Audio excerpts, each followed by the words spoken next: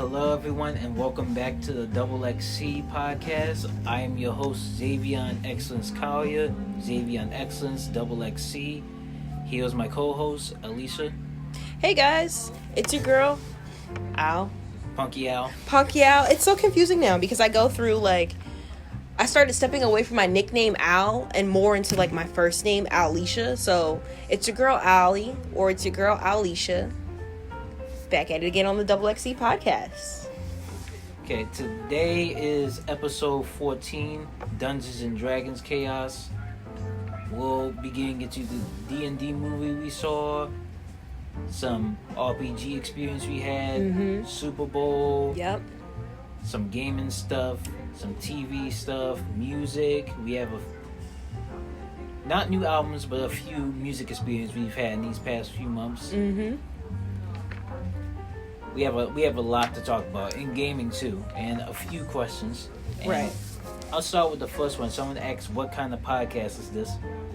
While I thought of XXC like gaming initials, I need to hire someone for an art cover like us with a retro gaming machine. Oh, cool. Cover. Yeah. But this podcast is just us talking about our takes and pop cultures that we've seen. Sometimes personal stuff. And is the music too loud? Yeah, maybe just a teeny bit. Thank you. How about this? Okay, perfect. But back to what I was saying. The podcast is pop culture, sometimes personal stuff, usually gaming, and that's just how we roll. So first off there was a lot of movies we missed this winter, beginning of spring season. Yeah. The Friday after the Super Bowl was Ant-Man 3 Quantumania. We were waiting a long time to see this in the Marvel Universe, introducing Kang. But we didn't get to see it. March was packed with movies like Scream 6, though I'm not watching that. John Wick 4, Creed 3. I'm forgetting one. And then today is Friday, April the 8th. No, April the 7th. Good Friday. Yes, which is also Good Friday, which is also Easter weekend, the first day of resurrection for Jesus. Right. And 2 days, Wednesday, Super Mario movie just came out from the people that made Despicable Me and Secret Life of Pets. And the Il Jordan movie with Matt Damon, Chris Tucker, Affleck, and Viola Davis. I just seen the trailer for that, and it looks good. It looks just as good as Tetris, and I don't know if that's out yet, but I gotta recheck that. Yeah, that'll be on Apple TV. Yeah. But the one movie we did get to see was Dungeons and Dragons: Honor Among Thieves. Give me a moment, I gotta look for my script. Well, let me tell you, we got to see Dungeons and Dragons: Honor Among Thieves before it was actually in theaters. We got free tickets. Shout out to Amalgam Comic House and Coffee Shop. They're no longer physically in, what was that? What area was that? Frankfurt? It might have been. It was definitely up north. Right. They're no longer physically in Frankfurt, unfortunately, but their online presence is still very huge and still very present. And I still get emails from them about the different virtual shops that they're doing. So I got my tickets from Amalgam, and shout out so much to I think the owner's name is Ariel. I could be wrong, but shout out to the owner of Amalgam for coming through with the tickets. We love community that gives back and cares about, appreciate it. Okay, I'm ready.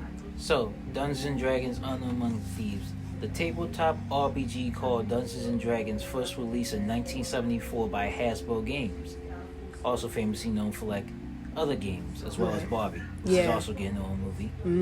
And through the 2000s, it inspired gamers to cosplay at Renaissance fairs, make time to play games with their friends, as it is very time consuming, like eating a clock. That was a Last of Us 2 Uncle joke. Inspired medieval related comics, be featured on shows such as Stranger Things and Critical Role's Legend of Vox Machina, and inspired video games such as Dragon Age and Tiny Tina's Wonderland, better known to Borderlands fans as Bunkers and Baddies. I'm trying to say the PG version. There was a D&D movie in December 2000 with Jeremy Irons and Marlon Wayans, but was not very good according to Quiz, so we don't talk about that one. Gotcha. Now in 2023, almost half a century around for Dungeons and Dragons, D&D has another movie by Paramount Pictures. Famous actors such as Chris Pine from Wonder Woman plays a bard. Marcel Rodriguez from the Fast and Furious saga plays a barbarian. Justice Smith from The Get Down and Jurassic World plays a sorcerer. Shout out to one of the Smiths holding it down. Right. Sophia Lillis from It Chapter 1 and the Cancer on a Cliffhanger Netflix series, I Am Not Okay With This, plays a druid. Basically forest people and animal shapeshifters. One of my favorite classes from D&D. And Hugh Grant plays a rogue, and I'm going to pronounce his name wrong. Reggie Jean Page from Roots, Bridgerton, Sylvie's Love, and The Gray Man plays a paladin. And finally, Daisy Head from Shadow and Bone and the Underworld Blood Wars is the antagonist, playing a weird wizard. So we have a great cast, and I'm pretty sure from the long multitude of like different movies and TV shows that these actors have been on, you're gonna recognize a couple of people for sure. The movie plot is these thieves breaking out of prison, then recruiting other warriors on the team. The plan is to stop the Wicked Wizard from taking over the world, reunite with family, and hopefully get paid. There's one celebrity cameo in the movie. All the different sayings are great. There's a tournament scene. I know some of your anime fans love tournament scenes. The fattest, thickest dragon I've ever seen. Yeah. That dragon was obese. Yeah. I actually have it for like on my dice roll. I got like on D&D Beyond. I got like my claims for the movie base. I got NPC character sheets. And some of the weapons. Okay, cool. Definitely show me afterwards. Yeah, if I hit like a 20 on the dice, the dragon eats it. But yeah, the dragon. That's what's up. And for those who have played or watched D&D, there are plenty of references and Easter eggs. Mimic chest, displacer beats, Gelantius cube, emerald conclaves, the Harpers. Al and I got to see this earlier. Let me tell you, the audience was cracking up at asking the dead 5 questions. If I can give negatives, there's times when the comedy hits, but there's also has a lot of misses. Some jokes to me were funnier than others. Right. Regardless, this movie is fun to watch for nerds, gamers, maybe even the whole family. I really enjoyed the different way they dissected like storytelling. Like the way the movie started was different. You know what I mean? It seemed like we started right in the middle of a movie, which was interesting because it was the beginning, but that was them in the middle of their storytelling. So they backtracked. It was great. I enjoyed everything, and I agree completely with X's commentary because there's not a lot to nitpick about it, but it was great overall. So if you're a nerd and you enjoy D&D, this might be a cup of tea for you. Yes. So pros: great plot, beautiful settings, good use of misdirection, mostly in the second half, and D&D Easter eggs, and a great cast. Right. Cons: comedy could be improved a little bit, or maybe that's just a theme of Dungeons and Dragons. But we're giving D&D movie an 8.5 out of 10, maybe a 10 later on, but right now 8.5. And with that out of the way, we like to talk about our first Dungeons and Dragons experience. Yes! Oh my god, guys. We have so much to tell you, so buckle in. So, Al and I bought tickets for our first Dungeons and Dragons event. Dungeons and Drafts group were hosting campaigns and raffles at Thirsty Dice. First time there for Philly residents. It's between 17th Street and Fairmount Avenue. We were a little late, but the place was cool. Lots of tabletop games, merchandise, and dice if you're a tabletop gamer. They even serve food, have a bar, and you can book a date to play with your friends. There were a good amount of people. We played with the character sheets they gave us. I was a hill dwarf with a cleric class.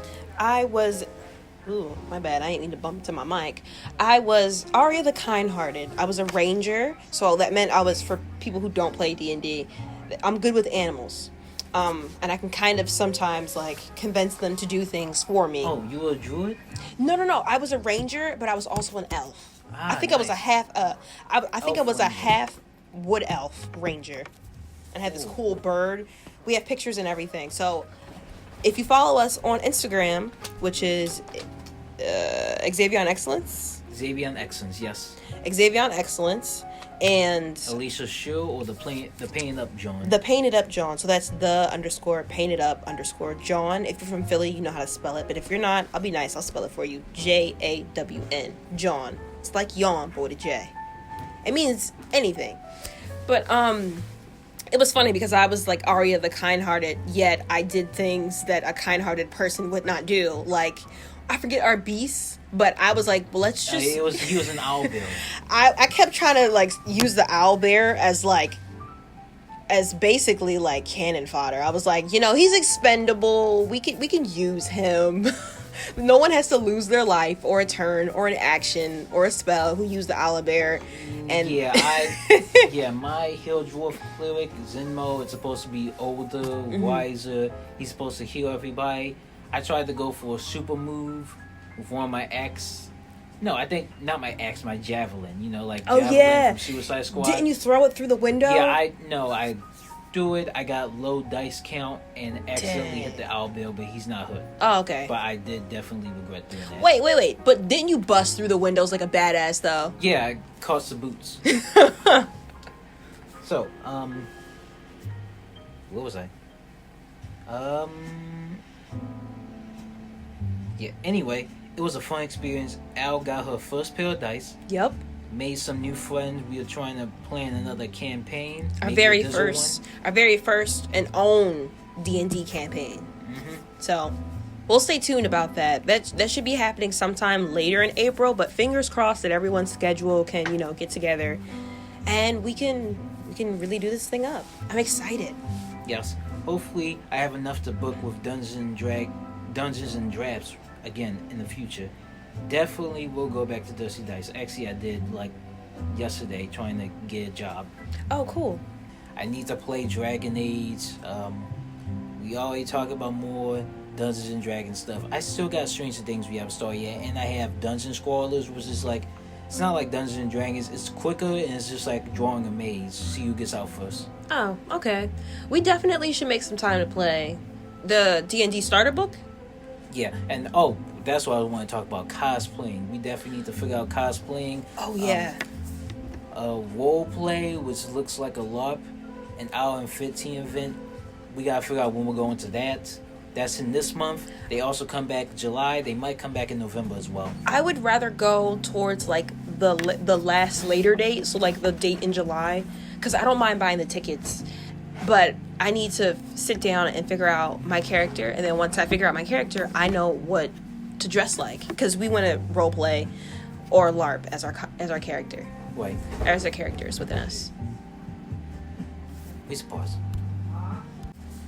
I was gonna say I think I know who I want to cosplay as, either between a druid or a pirate. Or a pirate, I just need to get the outfit. I have the eye patch, I have a bandana. That'd be easier, yeah. A druid, maybe I can find some kind of green outfit that can match with it, or maybe I could just dress like a warrior, but then I would be half naked, and I would be wearing wolf skin, and I would need to just have enough war paint. I would recommend wearing a nude color shirt and just draw muscles on it. No. If you didn't want to actually be naked. I mean, I don't know how, with this weird weather going on, I don't know how strong you would be. Anyways, we can talk about LARPing and RPG stuff personally, but now it's time for the talk of the town, because we have a lot to talk about in the past 2 or 3 months since the New Year's episode. Super Bowl chaos. Yes, the Eagles and the Kansas City Chiefs. How many Super Bowls is it? 54, 55? I lost count. I am not completely sure. I titled it Super Bowl chaos and Rihanna's halftime show. For you, it's Eagles stolen championship. So, do you want to start or should I? I'll go ahead just to knock it out of the way. So the Chiefs won by a petty call, okay? The teams were neck to neck. Oh, yeah, this is football. I was talking about basketball earlier. My bad. Yeah. No, I got it. Funny intro. Man. Well, if you say that, you might as well go. Yeah. So we can't continue the podcast without talking about the talk of the town, which was NFL Super Bowl 57 on Sunday, February 12th. Now, if you don't know the family traditions of the Super Bowl, about the annual finals for American football, you show up to the house of gathering between 2 to 5 p.m. Eastern New York time. You wear the colors of your team you're repping. You eat a lot of food. You end up on the toilet for the rest of the night and the morning. Maybe you eat a cupcake with a plastic replica of a Super Bowl ring. Most of the parents are drunk on beer, and some family members repping the rival team and yelling in your face for some reason. If that doesn't happen to you, you're lucky. I personally don't care for this tradition or American football in general, not because of the soul food or being stuck in the room having to sit down for hours. I tell people all the time I'm more of a basketball and baseball fan. Honestly, I got more hyped watching the FIFA Football World Cup. And this is my first time ever watching the World Cup. Twitter and YouTube were dropping a lot of advertisements about the World Cup, so I thought, why not? But shout out to the champ Lionel Messi for finally winning one for Argentina. And shout out to France's Kylian Mbappe hitting 3 goals in a row. France got some brothers. Oh, okay. Some brothers in the France FIFA team. Oh, okay. I sit corrected. I don't stand. I sit corrected. Yeah. Mbappe is actually, I think he was in last year or 2 years ago's FIFA, EA Sports FIFA game cover. But anyways, now if only we can get Portuguese Ronaldo or Brazil's Neymar Jr. to win one. This year, my hometown, the Philadelphia Eagles, returned to the Super Bowl after winning in 2018. I was impressed they started off the season with an 8-0 streak, seeing as it's a whole new team. Honestly, I like Nick Foles and maintained disappointment when Carlton Wentz was a cute quarterback. But shout out to the new quarterback Jalen Hurts on being the youngest quarterback to make it to the Super Bowl at 24. So, Jalen helps. Is his new quote. Helps. Helps, not hurts. I mean, he can hurt people on the field, but he helps Philly out. So, mad respect. Sorry, food. All good. Anyways, they went up against the Kansas City Chiefs, returning for their 5th time, making this the 3rd Super Bowl for quarterback Patrick Mahomes, shout out Mahomes, with 1 Super Bowl win at the time. So, it was a good lineup, seeing as Mahomes is a great quarterback, so I took a neutral ground. I didn't care who won. My city, win or lose, Philadelphia in this downstate hall would be wildin'. Chiefs win. One of my favorite YouTubers, Israel A5, shout out Israel A5, Savage Edition. He's gonna be talking big savageness, and he was. Honestly, the real matchup was the brothers Jason Kelce, the Eagles center, versus Travis Kelce, the Chiefs tight end. And I don't care what nobody says, Mama Kelce had the best drip of the entire night. She was repping both sons green and red on her jacket, and I bet it's not for sale. I have the commercial talk, but you want to go in? Most definitely. So, the Eagles stolen championship. The Chiefs won by a petty call. The teams were neck to neck until then. I guess winning by any means is still a win. Anyway, mad love to my birds, especially Jalen Hurts, but I already said that. But it doesn't hurt to say it again. I love how the teams have really been utilizing their platform to help and bring awareness. When I say the teams, I mean Eagles. And this goes along with the Jalen helps, John. But I love how the Eagles have been stepping up to use their platform to help and bring awareness to certain problems, especially the violence that's been plaguing Philly for a while, you know? Pop, we got close. Next year will be ours. So, rest in peace. R.I.P. So, some commercials. There was a weird Pepsi commercial with Ben Stiller and one with Steve Martin. The Google Pixel commercial to delete your exes from a pic. That was funny. And the long-awaited trailer of the Flash movie. We've been waiting a long time for the Flash trailer. Shout out to Michael Keaton returning as Batman, along with Ben Affleck returning one last time with a blue cow, as well as Sasha Cow portraying Supergirl. My jaw dropped when I found out Michael Shannon will be returning as Zod, General Zod, and no reverse Flash in the trailer. So this is a different plot than I expected. And oh wait, I just said Affleck is wearing a blue cow. But no, but Michael Keaton is going to be a talk in town. The old theme song, the suit, he said, I'm Batman. Like, loved it. But the number one reason I wanted to watch this was because Rihanna would be performing for the Apple Music halftime show. Didn't it used to be that Pepsi halftime? I believe. That sounds about right. I don't know what happened. All I know was the drip she had was cool. The choreography was alright. I think it could have been better, but I honestly think she kind of indirectly threw Philly off their game because they thought like you was going, you know what I mean? Like the players themselves, when they cut to their faces, they look so confused. They was like, "Why is she wearing red?" Like they were watching. I thought they were in the back. They need to, like the coach would be talking in the rooms like we gotta get better. But I guess I didn't see that. I felt, as a Philly fan, I felt confused. I was like, why is she wearing red? I mean... She came to slay. She came to bleed. She came to make people bleed. And she was showing off her belly bump, too. That's been the talk of the town. Congratulations. Yeah, I was about to get to that. But I could barely enjoy myself. Well, I wanted to sing along, but the fam wouldn't let me sing along. Aww. I guess nobody liked Rihanna. I don't understand Not why at that most people. show. I don't know why most people I know equally hate Rihanna and Beyonce, seeing as they're two of the greatest hip hop and R&B singers of the late 2K. To this day, like Deontay Wilder. To be loved and hated must be a great thing. So that reminds me. I used to watch the football games when I was at Warren University. They would have food every quarter. Not a lot of people. I don't think anybody was singing at the concerts, but it was a lot. It was a good amount of people, good food. But I thought her performance without special guests was good, and I recognized all the hits. But the craziest part about the halftime show was noticing that Rihanna, as Al always said, Rihanna is having another baby, and it's part of the reason why she had backup dancers to do the choreography instead of her. So she and A$AP Rocky are going to have their second baby soon. The internet went crazy. Certified lover boys hating on A$AP, especially since it was the week of Valentine's Day. You know they love Rihanna. Yeah. But back to the game. It was a great matchup. A lot of back-to-back plays, but alas, my hometown lost. Mahomes and the Chiefs won again, and the rest is history. But shout out to Dwayne "The Rock" Johnson having his own football league for those who didn't make it. It's called XFL. Ooh. Check it out while you're waiting for the preseason on Madden NFL 24. That's what's up. So, this is added to the script. Actually, it's unscripted last minute. I wanted to talk about WrestleMania 39 goes Hollywood. This was this past Sunday.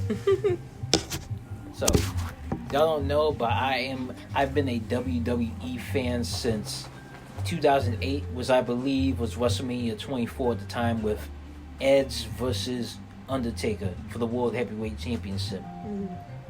I've watched it since I was a kid till like I got to middle school, which was 14, and then I stopped watching it for a while. Yeah, I think when I turned 14 is when the streak died for Undertaker. He got defeated by Brock Lesnar, which is a little scripted entertainment at the end of World Wrestling. And I found out that Vince McMahon told Paul Heyman and Brock Lesnar that you're going to be the one to end the streak. So, but I've been coming back to it a little bit in high school and college. My sister's been watching it on Peacock. My dad sometimes watches it.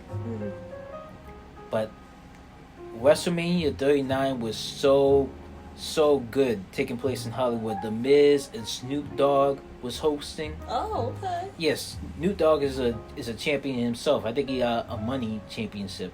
Oh, okay. I know nothing about that. Yeah, so many matches to think about in two nights. Shout out Booker T. He was one of the announcers for the kickoff.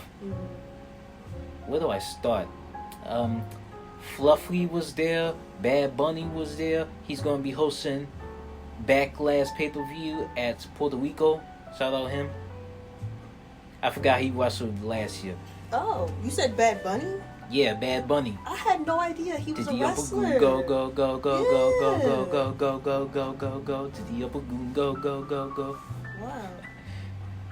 Y'all ain't know I knew Hispanic songs. Also for, what was his name? No, I'm not gonna say because I'm gonna mess up the song. I know what you're singing, but I never know the name. I think his name is Faruko. Okay. But I know the song. I know what you're singing. Yeah, he can wrestle a little. Actually, he helped Rey Mysterio against his son Dominic Mysterio for their match on Saturday. And shout out to him, the legend, one of my favorite icons, Rey Mysterio Jr., becoming the Hall of Fame. Him, Stacy Keibler, the great Muta, who is a great Japanese wrestler, fought with Flair. He's kind of the master of the spitting mist, which Osaka copies. For the matches, I'm surprised the Street Profits won the tag team match. A fatal 4-way tag team match, so like 2, 4, 6, 8 people in the ring. Oh wow! Was it in a cage? No. Or did they just tag team? Tag team. Okay. But there was a lot of people.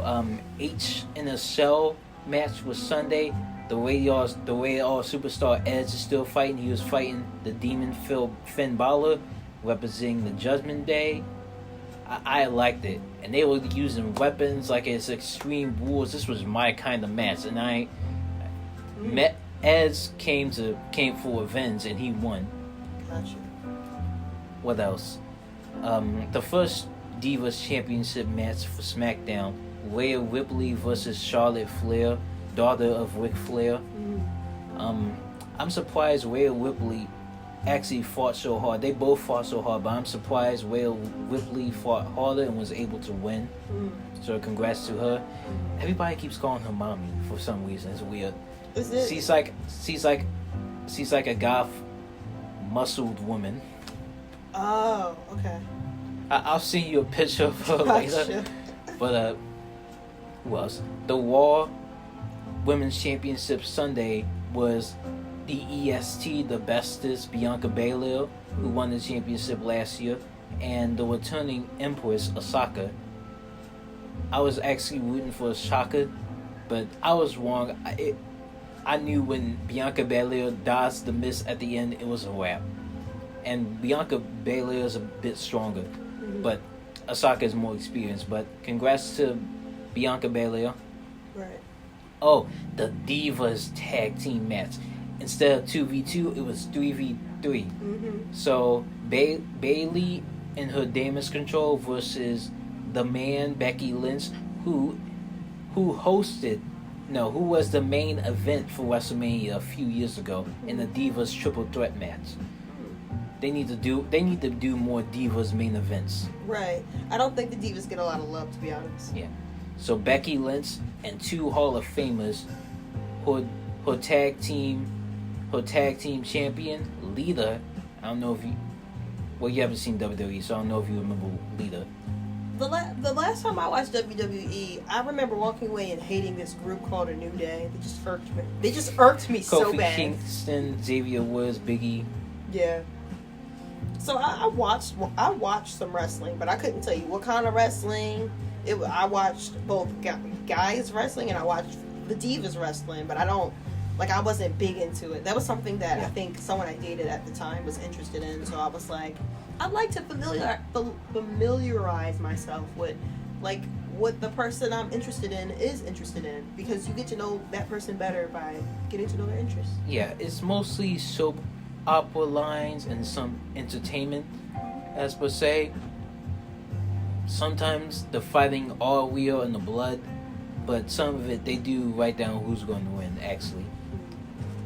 But wrestling is cool if you want to teach discipline and grappling, but there's also mixed martial arts like UFC, and then there's also boxing, which like if you want to maintain power in your fists and with some speed in your feet. Okay. But it was announced Monday that UFC and WWE will be joined together, and I don't know how that's going to work. Hopefully UFC isn't scripted as well, because it's mostly about fights. They only have talks. What else? I don't know if all Elite Wrestling AEW is scripted. I was always told that boxing is fake, so I just whenever I was watching it, I'd be like, it sometimes it's hard, you know, knowing that something's not real, but it looks real, you know what I mean? It looks weird to me, the way they be fighting. I remember, like, people grabbing chairs and throwing it at each other and, like, you know what I mean? That sounds like wrestling to me, not boxing. Well, yeah, I was talking about wrestling. I haven't watched any boxing matches, to be honest. Me neither. I only know a few of them, like Deontay Wilder. I did see the match with Mike Tyson versus... who did he fight? Not Roy Jones. Was it Roy Jones? It might have been. Who's the guy that had the song Y'all Must Have Forgot? I'll figure it out later. But right. y'all know what I'm talking about. I know what you're talking about. I think that was fairly recent, too. Yeah, but back to the wrestling match. The Divas Tag Team match. Damage Control versus the man, Becky Lynch. Did I say Lynch? Lynch. Ugh. Becky Lynch. The Redhead Hall of Famer, Lita, and Trish Stratus. They both still look good for Hall of Famers. That's good, because usually by then, you know, you're taking a beating. Yeah, but Powerhouse, of course, they won.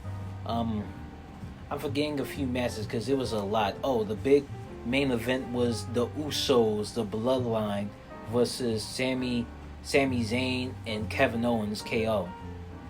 Now, I like the lines, we the ones. And I honestly think Jey Uso had the best promos of the entire road to WrestleMania. Like, he was funny, like when he betrayed Sami Zayn, because he was not about to betray the Bloodline, and then he said, "What would you do?" Like, it was so funny. I gotta see the video. I think I'm posting it too. Gotcha. But alas, the Usos lost their championships. They were champions for 600 days, but they lost to Sami Zayn and KO. Sounds like the whole WrestleMania was rooting for Sami Zayn. Yeah. Because he lost last year to Johnny Knoxville. Oh, so this is like his rebound? Like, he getting his... He's rebound. He's been running with... He was running against Kevin Owens and running with the Bloodline for, I think, since the fall. How long is 600 days? 600 days. Almost 2 years. So, like... Okay. But I'm like, that's a year and what? Some change. Okay. Yeah. Gotcha. Snoop Dogg ended up putting Miz in matches both days, and there was some guest stars, like one actor, one sports player. Sunday was the funniest because I got shocked when Shane O'Mac was back, but he got knocked out by Miz quickly. But then Snoop Dogg knocked the Miz out and won. That's crazy. Yeah, I'm gonna have to see this Snoop Dogg fight. But I feel like I'm forgetting one from Saturday. It'll come back to me. But Sunday there was a failed 4-way Divas tag team match of 8 women, and everybody loves Liv Morgan and the new girl. She's kind of strong. Sonny Deville is back. I'm a big fan of Natalya. She's been around for like 15 years for the Hart family. But the Muscle House, the Powerhouses, they won. I forget the one girl's name, the one woman's name, but the second one is definitely the baddest woman on the planet, Ronda Rousey, who is from UFC. You know Ronda Rousey, or? I'm good with faces, not names. So the whole time you're talking, I'm like, I'm gonna have to look up some things and put names to faces. Okay. Now I believe the only final match was, the main event for Sunday. Oh no, Sunday before that was, John Cena versus Austin Theory. That was a kickoff match Saturday. I was rooting for John Cena. I had my purple shirt from like the 2010s. Yeah. But like, he was fighting Austin Theory, who had the United States Championship. Kind of a John Cena fan, but we don't believe him. He was cheating. He was trying to bite his ear off, bite his teeth. He was what? John Cena got a few of his signature moves in, but he accidentally knocked out the referee, and then Austin Theory low-blowed him and then pinned John Cena. So I was disappointed. And John Cena entrance, he had Make a Wish kids with him. Oh man, that's Wow, I really hope it wasn't scripted for him to lose, 'cause that's really embarrassing. You had Make-A-Wish kids with you, bro? Yeah. Wow. At least Rey Mysterio made it to a Hall of Fame and he won against his son. Yeah, I was rooting for Rey Mysterio, but I hope Dominic gets over it sooner or later, even though it's scripted. Yeah. Bad Bunny was against him. Ray was against him. Mm-hmm. His mama and his sister was against him. Jesus, the whole world is against him. Also, Rey Mysterio was in a lowrider with Snoop Dogg. Mm-hmm. He was doing Viva la Raza, representing Eddie Guerrero, R.I.P. Mm-hmm. Rest Yeah. in peace. It was funny. They had the mask as a cinnamon toast emojis. That was cute. Sounds adorbs. Yeah, that's a lot of lessons in 2 nights. Like Rey Mysterio as John Cena. Sunday kickoff was almost the Nigerian Giant weapon with MVP versus the Beast, Brock Lesnar. Yeah, he's still around too, and he was able to beat him. He was getting his behind whooped, but almost started lacking in the second half, and the Beast won. And looks like Brock Lesnar has defeated a lot of people. Undertaker, John Cena, Roman Reigns at one point, but he's been losing a few. That's how Roman Reigns is still champion. And then almost, he was like, I think he's like 6 or 7 feet tall, maybe 8, 400 pounds. Seriously? Yeah, he's a giant. Literally. Yeah, but the main event was the undisputed WWE champion, the Tribal Chief, the head of the table, the leader of the bloodline, a member of the Anoa'i family, or the Anoa'i family. I'm sorry if I'm pronouncing it, but it's the same family as The Rock. Mm-hmm. Roman Reigns. Got you. Yeah, I've actually showed you a picture of him. You did. Black long hair, the beard, he has tattoos. Yeah. Yeah, it was him versus Dusty Rhodes' son, Cody Rhodes. He's back, the American Nightmare. I tell you, the fans can't get enough of him. They keep singing the song, whoa, the song Kingdom. Like, they really singing the song. They really love to see Cody Rhodes back. And I remember when he had black hair. He got blonde hair now. He has a black wife too and a kid. Oh, really? Yeah. Okay. So, it was a good fight, even though Solo was trying to mess Cody Rhodes up a few times. Because remember, Cody Rhodes has been in a lot of injuries. He won the Royal Rumble this year, but don't forget he torn his torso like last year. Jesus Christ. And though Cody Rhodes was hanging in, but then the Usos, who lost the night before, showed up to interrupt. But then Sami Zayn and Kevin Owens got them out of there, and so we all thought it was close. Cody Rhodes started doing two of his crossroads moves on Roman Reigns, and before he got to the third, Solo, who was kicked out because he got caught cheating using his belt, he came back behind the referee's back and used his signature move, the thumb, which is the signature move of who's his ancestor that passed away in like last decade. The guy with all the face paint, big guy, dreads. I'm not going to butcher his name, but that's how Roman Reigns won, and he's still a champion to this day. Let's see. Sunday was 945 days. How many days is it now? 950. He's going to be on SmackDown tonight. It's going to be 950 days. Man of his words, still the Tribal Chief, head of the table. That's what's up. Okay. Yeah, he's just getting started. He might be beating Hulk Hogan's record, because 940 days, that's 3 years now. Right. So they might go for 4 or 5. That's what's up. Roman Reigns, he's a part of my fantastical harem of husbands. I thought it was Jason Momoa. Jason Momoa's in there too.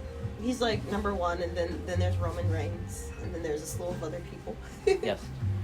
But that's all I got to say about WrestleMania 39. You know I am excited because WrestleMania 40, WrestleMania XL, takes place April 6th, April 7th in Philadelphia at the Eagles Stadium, Lincoln Financial Field. And I'm gonna be hustling to get tickets for that. I'm taking me. Hopefully, if you want to come, I'll take you. I'm trying to get my dad out of the couch and take him to the show. Maybe we'll have to find a couch for him. Hopefully my sister, hopefully my mom. Gotcha. That's wild. Yeah. Gotcha. But it's been 40 minutes talking about that. Next off is the Philadelphia gaming event. So I found out a day or two before that there would be a free gaming event on Saturday, February 15th, 12 p.m. to 7 p.m., 2 locations. The Big Dizzle gaming event at local host Mill Street Gamers around Spring Garden and Broad Street, past a few construction, and a tabletop gaming event to show off demos of new card and tabletop games at P4 Hub, which is around Wayne Junction, which is a stretch. Location stress. I feel like if you take Thirsty Dice.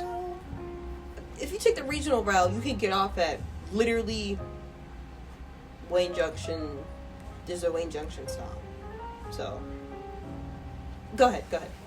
Just throwing it out there. Cool. I took the bus and walked, but I think if they do a second year, they need to do it at maybe Thirsty Dice because it's closer. Right. It's closer to Broad Street. Plus, it's on Fairmount compared to Spring Garden. They're not that far away. Right. And a little parched, but let me tell you about the gaming event. So, PHL gaming event. I went to local host first. Lots of people. I got to see one panel, 1.5. A great performance by ERA, who's in 2K Beats of NBA 2K22. Ate some tacos. What was it called? Electronic Eats. Shout out them. Played 2 demos, which one didn't work. The other I didn't have enough time to play it, but it was fun. It's like a magical school game, Wizards Witchcraft, anime style. It had like let me get into it. Shout out to Philly's own Jump Button Studio, who made our Passing Darts, and Siyomo, who made Story Arcana. Story Arcana was a game I got to play. For you witchcraft and wizardry lovers who don't mind 2D old... Oh, thank you. No problem. For you witchcraft and wizardry lovers who don't mind 2D old school Pokemon games, it's available for pre-order and wishlist on Steam. I got to network with a few people. Shout out to Community with an X. The O is replaced with an X. CXMMUNIETY. They were hosting the Smash Brothers tournament that I didn't play. Y'all know I don't like Smash Brothers like that. Y'all know I can't stand Smash. I don't even play Multiverses anymore, and I'm told that's dead now. Because they're done with the trial. They're about to release the actual version, but I'm no longer a Nintendo girl. I grew up a Nintendo girl, and now I am a Sony girl. So, hopefully I'll be a Steam Deck girl if my partner can come through with the Steam Deck. I heard him talk about it. Let's make it happen. Stay tuned for that, though.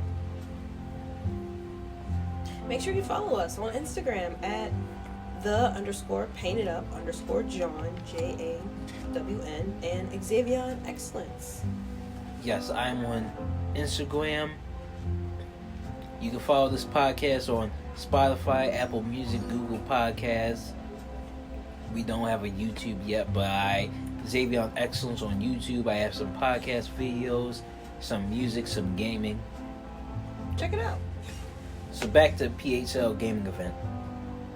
I had a delay in time, but I made it to the tabletop location just when it was getting dark. I won a Dungeons & Dragons Dragon Scrawlers game that I have not yet played with friends yet, but it looks like it takes 15 minutes per game rather than hours in one campaign. Shout out to T-Boys Table Games, TBOYZ. I played the demo of Pocket Spades and bought a pack of the cards. It's a new, different way to play spades. The second demo I got to play was dictators with infamous, hated political figures throughout history, like Donald Trump, designed as tater tots, and you can roleplay as one of them versus 1 to 3 others to see who becomes the most notorious and gains the most victory points. So the maker of the game was at PAX Unplugged in December, might be at Boston's PAX Eats, which was, that was the end of March. I mixed that. I wish I could have gone. I would have loved to meet Milky Quartz Moo. Shout out Milky Quartz, who is a famous cosplayer and Twitch gamer. She is a Street Fighter enthusiast. I know she's excited for Street Fighter 6 this June because she is a Yui Han main. Shout out to Capcom for Street Fighter 6. that, and also Waifu Leah. Yeah, so, she's a cosplayer as well. Yeah, shout out to Waifu Leah. Right. Thanks for the follow. I still haven't figured out how to follow people on Twitch. I am not on Twitch. Like I only use my social platforms to like interact with other people, right? Yeah. So like I'll just start Twitch streaming randomly if I'm in the middle of playing a very relaxing game and I just want to see like who will join and stuff. Most times it's X and like maybe like one other random person that I don't know, but it just makes more sense for me to like game and invite people that I know who are interested in the similar games that I am. Right. I'm not really trying to create an audience on Twitch. I just want like I'd rather have an audience of my friends watching. You know what I'm saying? Or yeah, because it just seems I'm not trying to build a platform on Twitch. I just want to play my games and play them in front of my friends. Yeah, I've got to play with a few of my Twitch mates on and off. I just played with Waifu Leah. Last night we were playing Overwatch 2. We was trying to play ranked, but we're not in the same pool. I don't know why we were both in silver, but I just made it to gold on ranked mystery heroes, but I'm silver still on WoW ranked. Okay. But we're about to get a new season soon. I'm actually going to talk about that in a few. But back to conventions, there's too many games convention. I would love to go to that in late June, but that's in Oaks, PA, like greater Philadelphia. Like, I'm not traveling there. But here I am still wishing I had the moolah to go to Boston. What for specifically? PAX East. Maybe I'll go to Salem, Massachusetts one day. That'd be interesting. I'd love to go to Salem, Massachusetts and figure out what actually happened. There are so many different like renditions of and so many fantastical stories that are rooted in that actual historical, the historical event. So it would be morbidly cool to go see like what's actually there and what's true and what's not true. Because nowadays, I don't know if it's the same Salem. Maybe it's a Salem out of states. Because I know what Salem you talk about. You talking about the one with the witch trials. Oh, the witch trials. Yeah, I thought we also talked about the Germany Jewish. I know what I'm talking about. I just can't. Holocaust. That's what I was thinking. Oh well, I have been talking recently about having the spirit of flight, and I need to move. I need to travel. I need to do something. I just feel maybe it's this gloomy weather that's making me feel trapped. I don't know. We need to be on the road touring. We do. Yes, but follow Dictators DICTATERS on Facebook. I hope that didn't make you hungry for tater tots or hash browns. I enjoyed PHL gaming event, and I hope they do it again in the future. I'll check it out. And we're gonna talk about Overwatch 2 when we get to the gaming segment. But I wanted to talk about the Fan Expo. Yes, which is originally known as Philadelphia's Wizarding World Comic Con. This is the second year as Fan Expo. And so it will be in Philadelphia June 2nd, 3rd, and 4th at the Pennsylvania Convention Center at Bar and Cherry. Now, good news, that is the same June 2nd Friday as Spider-Man Across the Spider-Verse movie. So I know some of y'all are going to go crazy on your Spider-Man cosplay, so enjoy the weekend. There'll be sci-fi fans, anime fans, gamers, even horror fans. I think we'll be having some stars from Star Wars, maybe Back to the Future. I don't have a list of all the celebrities that'll be there, but look it up. It will be fun. Fan Expo is on several different platforms. They're on Facebook, Instagram, Twitter, and TikTok. Yes. I think before May, you are able to buy your tickets in advance for cheaper and get your badges. So, there's more than 50,000 fans for Fan Expo. It's the biggest comic creators, superstars, celebrities, and voice actors. You'll also find rare and exclusive comics and collectibles. Over 300,000 square feet of entertainment and shopping and panels. Don't forget the panels. If you have the money. No, it shouldn't be that expensive to go to a panel and ask questions to your favorite celebrities. But it is going to be pricey if you want like 3-day tickets or 3-day VIP tickets or ultimate fan experience. So you can, go to all these panels. You can get photo ops or signature autographs. This might be something I might think about looking into. I would love to go to specifically see the superstar celebrities and ask questions to the voice actors, because voice acting sounds fun. Honestly, it sounds like Audible. Yes. So good news. That's the beginning of June, and when Spider-Man comes out, Bad news is that is the same weekend as the Roots Picnic, which will be returning in person at the Mann Center. The Mann Center, Friday, Saturday, and Sunday. Dave Chappelle will be hosting Friday night at Wells Fargo Center for comedy night. Oh, wow. But Friday, Saturday, Sunday is a big lineup. Lauryn Hill will be highlighting Sunday. We have Diddy, the Puff Daddy, the man behind Bad Boy Records, performing with the Roots. We have Eve.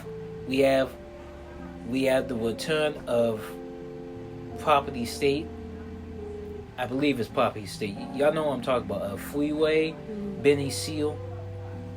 We have some podcast people, some other celebrities, actors. It's a big lineup. I can't even remember. We got the Isley Brothers too.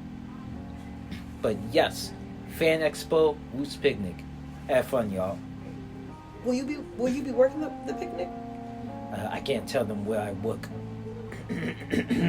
I can't tell them where I work on the mic, but maybe I'll be working that weekend. Maybe, hopefully, I hope I get to see the Roots Picnic and Fan Expo on the same weekend. Definitely wasn't saying where you should work. I'm saying, are you planning on working that weekend, or do you plan on going to one of the events that? Because this is a very packed weekend. Now that we're looking at it, I'm like, oh, I didn't know so much is happening. Going. Oh, so far going. Okay.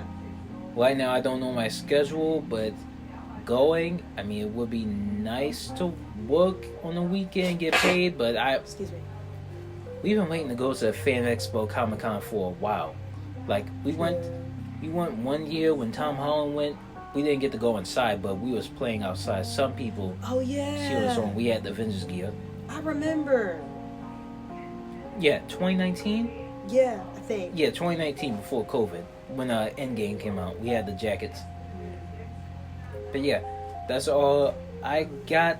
It's time for the party on Broad Street at the Foundation, which is like near Broad and Fairmount.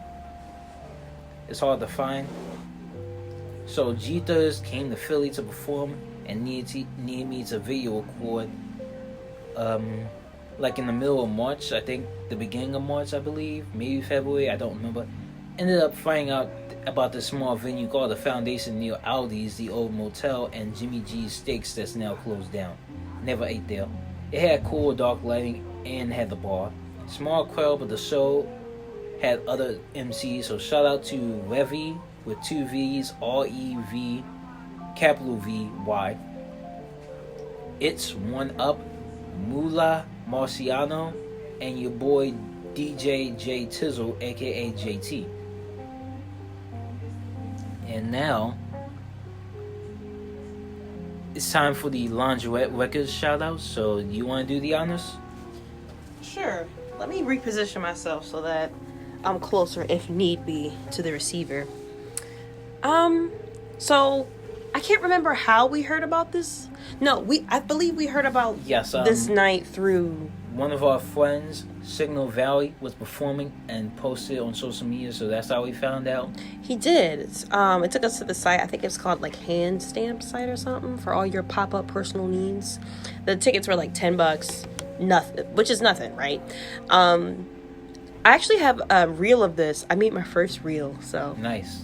thank you. It took me it wasn't that hard to get there, but it's like in East Allegheny. I've not been in the neighborhood. It's near the driving bridge, but it was really nice to be in there. It's like a It was retro, very nice. If Repo Records is like the 70s, 80s, this is like the late 60s, early 70s venue. Like it's nice retro feel, vinyls, VHSs, cassettes, CDs. Stick guitars. Shout out to Stick Guitars. Stick box guitars. My bad, at Stick Box Guitar. You know what? Shout out to you, Adam. This is your girl, Allie. Yeah. And they have a few comics, and oh my gosh, they had like a Flash Gordon pinball that I did not get to play. But they might have replaced it. Oh. They had a lot of comics, but not in like the traditional sense where like they're manufactured by like a company like Dark Horse, for example. That's a big company. These were comics from like artists, you know what I mean? Underground artists who were just trying to get their work out there, and I really respected that. There was this comic that I was deliberating on buying, but ultimately did not get, but I will have to get that at some point in time. It was very like sarcastic and funny. It's called Your Black Friend. I forget who it's by, but it was very like, if you're a black person or if you're a person of color, you'll understand the jokes and stuff. I love the vibe. It needed, the only cons what I would say was that like the venue space itself, like it was small, and I would say it needs a little bit more diversity. Us being there brings diversity, right? But we always need, there's always the first, but we need more, you know what I mean? So there were more musicians of color than like actual like audience, I think. But that's the only thing that I would nitpick on. But I really enjoyed the space. I love the fact that, shout out to Teeth Gang Records. Maddie, you were happy belated birthday again. Thank you for personally coming up. You and your wife coming up and making sure that like I felt comfortable. And he did that for, I believe, virtually everyone who came to the space and like came and they were here specifically. Well, we were here specifically to support, Dan, aka Signal Valley. I think he's gonna have another album drop soon. Yes. So stay tuned for that. If you like, it's hard to describe his sound because sometimes to me it sounds real 80, which I like, but not everyone likes that. I like the 80s. Hey, thank you. I mean, what's wrong with that? Like, but it was so cool seeing Dan perform. And just watching how he worked with the crowd, and he had some people laughing. There was a disco ball, which I liked. There were like polka dot lights. Like the lighting was on point. Okay, it was a small space, but they did their best. Okay, they showed out, and I liked that a lot. The neighborhood was really nice, even though I Ubered there, so I don't really. It's different Ubering versus traveling using SEPTA, because then you literally get to know the place as you're. You get to see the lights. You get to see the streets. Right. I didn't see that. I just was like, what's the address? Okay, we're just going there and going home. Also, I didn't hear any feedback. I think the host of Launderette, who was mixing, Michael, who was monitoring, he was pretty good. He was. Myself and Xavier talked to him for a bit about. I used to have a monthly open mic nights, and they were called Owls Open Mic Nights. And it was at this place called Win-Win Coffee Bar that used to be on like, what is that, Spring Garden? Or is that Girard? It was going down Spring Garden, I believe, or probably Girard. It was closer to No, it was definitely Spring Garden. You're right. It was definitely on Spring Garden, but it had to close, unfortunately. COVID did some terrible things to our wonderful small business owners. But I was talking to Michael, the owner of Launderette Records, about possibly hosting some open mics there to see how that would go. He's a real cool people.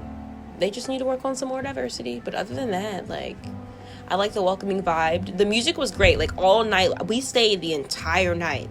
We watched not just Signal Valley's band, but we watched the other two acts. Bush League. Right. They were pretty good. They were repping St. Patrick's Day weekend. Right. And El Dingo. Shout out to them. I actually got to talk with the bass guitarist, buy some of the merch. One of the bass guitarist is a horror fan, and oh, cool. One of the big singles is called Seinfeld. That's based off the TV show. I love Seinfeld, and now I have to get a cassette tape player because I have a cassette tape and I can't listen to it, and I refuse to listen to the song online. I don't want to do that. I already did, but okay. I liked the bassist singer because he would sing, and during the performance he and his other bandmate who played the guitar. It was a guitar, but it had like the F holes, so I don't know if it's just the guitar. I don't remember F holes, but I know like his tuning and volume thing, it had like dice on it, and I'm like, that is cool. Wow. Okay. I don't even customize my own guitars yet. I don't even put stickers on them yet. Right.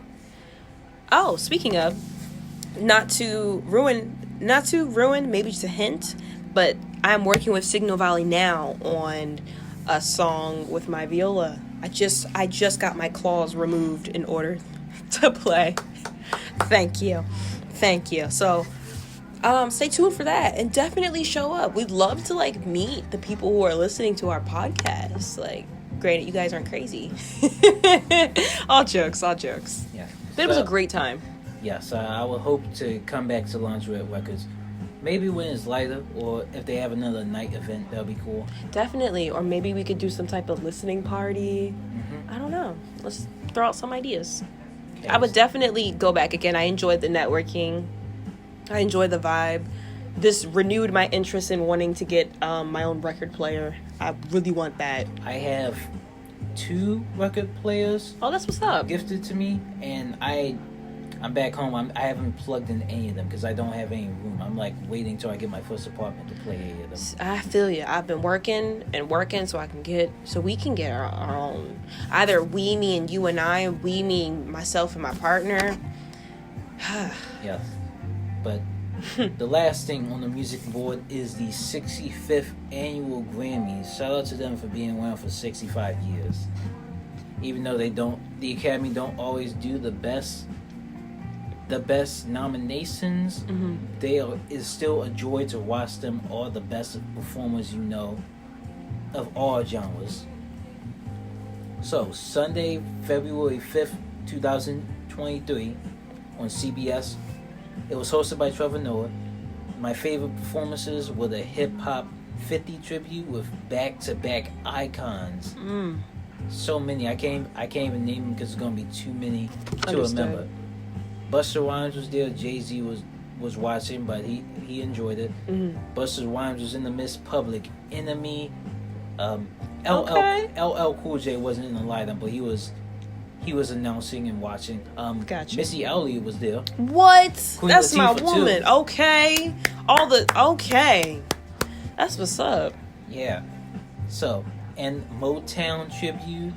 There were a few singing boys. They were good. I don't know what the group they're in, but they were great. But the Motown tribute with Smokey Robinson, Steve Wonder, and country singer Chris Stapleton singing Steve Wonder's People. Yeah. Bum, bum, bum, bum. Beyonce now has the most Grammy wins of all time. I think I've heard that very recently.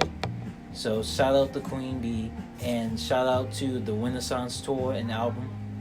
She can't see it, but like I'm bowing to her musical greatness. Yes. I've been a long time Beyonce fan.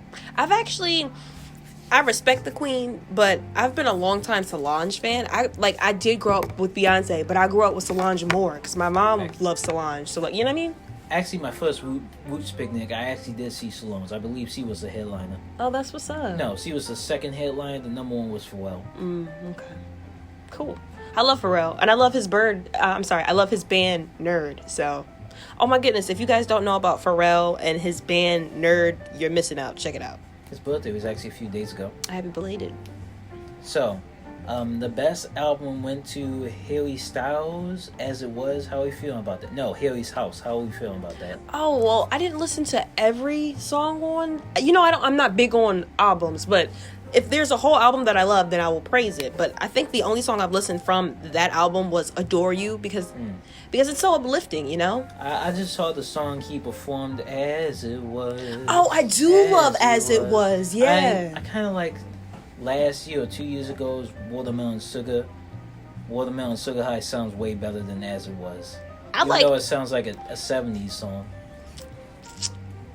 I didn't like "Watermelon Sugar High."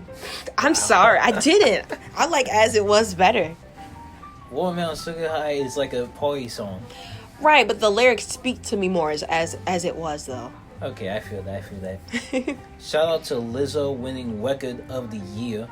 Go ahead, Queen. And Bonnie Raitt surprising everyone when she won Song of the Year just like that. Bonnie Raitt, country icon, beat Lizzo, Taylor Swift, and Beyonce at the best song of the year. Record is like what's popping on the billboards for everyone. Song of the year is like the best written. Okay. I feel like that's debatable, but I haven't heard the song myself, but me neither. I believe it. There's some country singers in the Academy. I loved like I had a very select few of artists that I listened to as a kid, and one of them was Taylor Swift, Miley Cyrus. But she and I, when she came out Wrecking Ball, I like went away for a while, and then I came back. Like I'm more so coming back now. I've been on and off when she done hip hop and rock. I like the Ballers album with Mike Will made it. There's a few albums I haven't listened to. I haven't heard the new one, but I love Plastic Hearts. I'm not saying I hate the whole Wrecking Ball. I don't hate. I just dislike some of the songs just because it doesn't like vibe with my vibe. You know, not everything's gonna vibe with you. But I've always been drawn to her as a country singer, now city country girl, and I just love. Something about Miley just keeps me bringing and keeps me coming back to her. And I think my top favorite songs from her new album, I think it's called Flowers, I could be wrong, is Flowers. I love that song. Jaded and Rose Colored Glasses. She really should have named it Rose Tinted because it just falls off the lips easier than colored. Rose colored, cool, rose tinted. Anyway, I think she had like 4 different producers or something working on this album, and they correctly matched her. Because, you know, certain songs give a certain genre. And I think they did very well with, like, pairing who needs to go where to make sure each one of these songs hits. Cool. But that's just my 2 cents on the little bit of new music I've been listening to. Yes. Well, shout out all the winners, all the performers. Right. I do have 2 controversial things to talk about. Mm-hmm. This was presented by Madonna, who is now going on her era tours for like 4 or 5 decade celebration. But she introduced Sam Smith's Unholy performance, and I gotta ask, do you think it's a little satanic, the song Unholy? I don't know if I've listened to it. Mama don't know days getting hot at the body shop. Oh. Doing something unholy.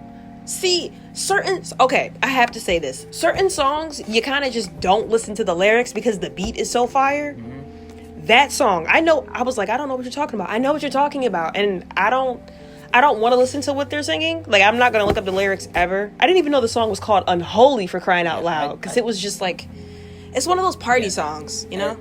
In a layman's brain, you would think it's just a sex song. But, like, what they were willing looked a little satanic. But, well, not to my opinion, but to my mom and my sister's opinion. I haven't watched it. I'll have to look at it. But I'm not big, like, even though I'm spiritual, I'm not big on, like, that is the devil's work. I don't know. But what they're wearing, I don't know. And the second controversy, besides to Sam Smith, he's also going to be on tour this year. Shout outs. And second controversial thing is this Illuminati symbolism?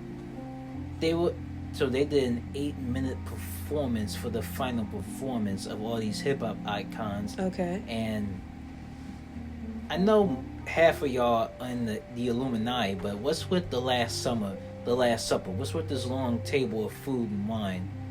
I'm talking about DJ Khaled, Ricky Rose, Ross, Jay-Z, Lil Wayne, Weezy Baby, and they're all sitting at a table? Legend.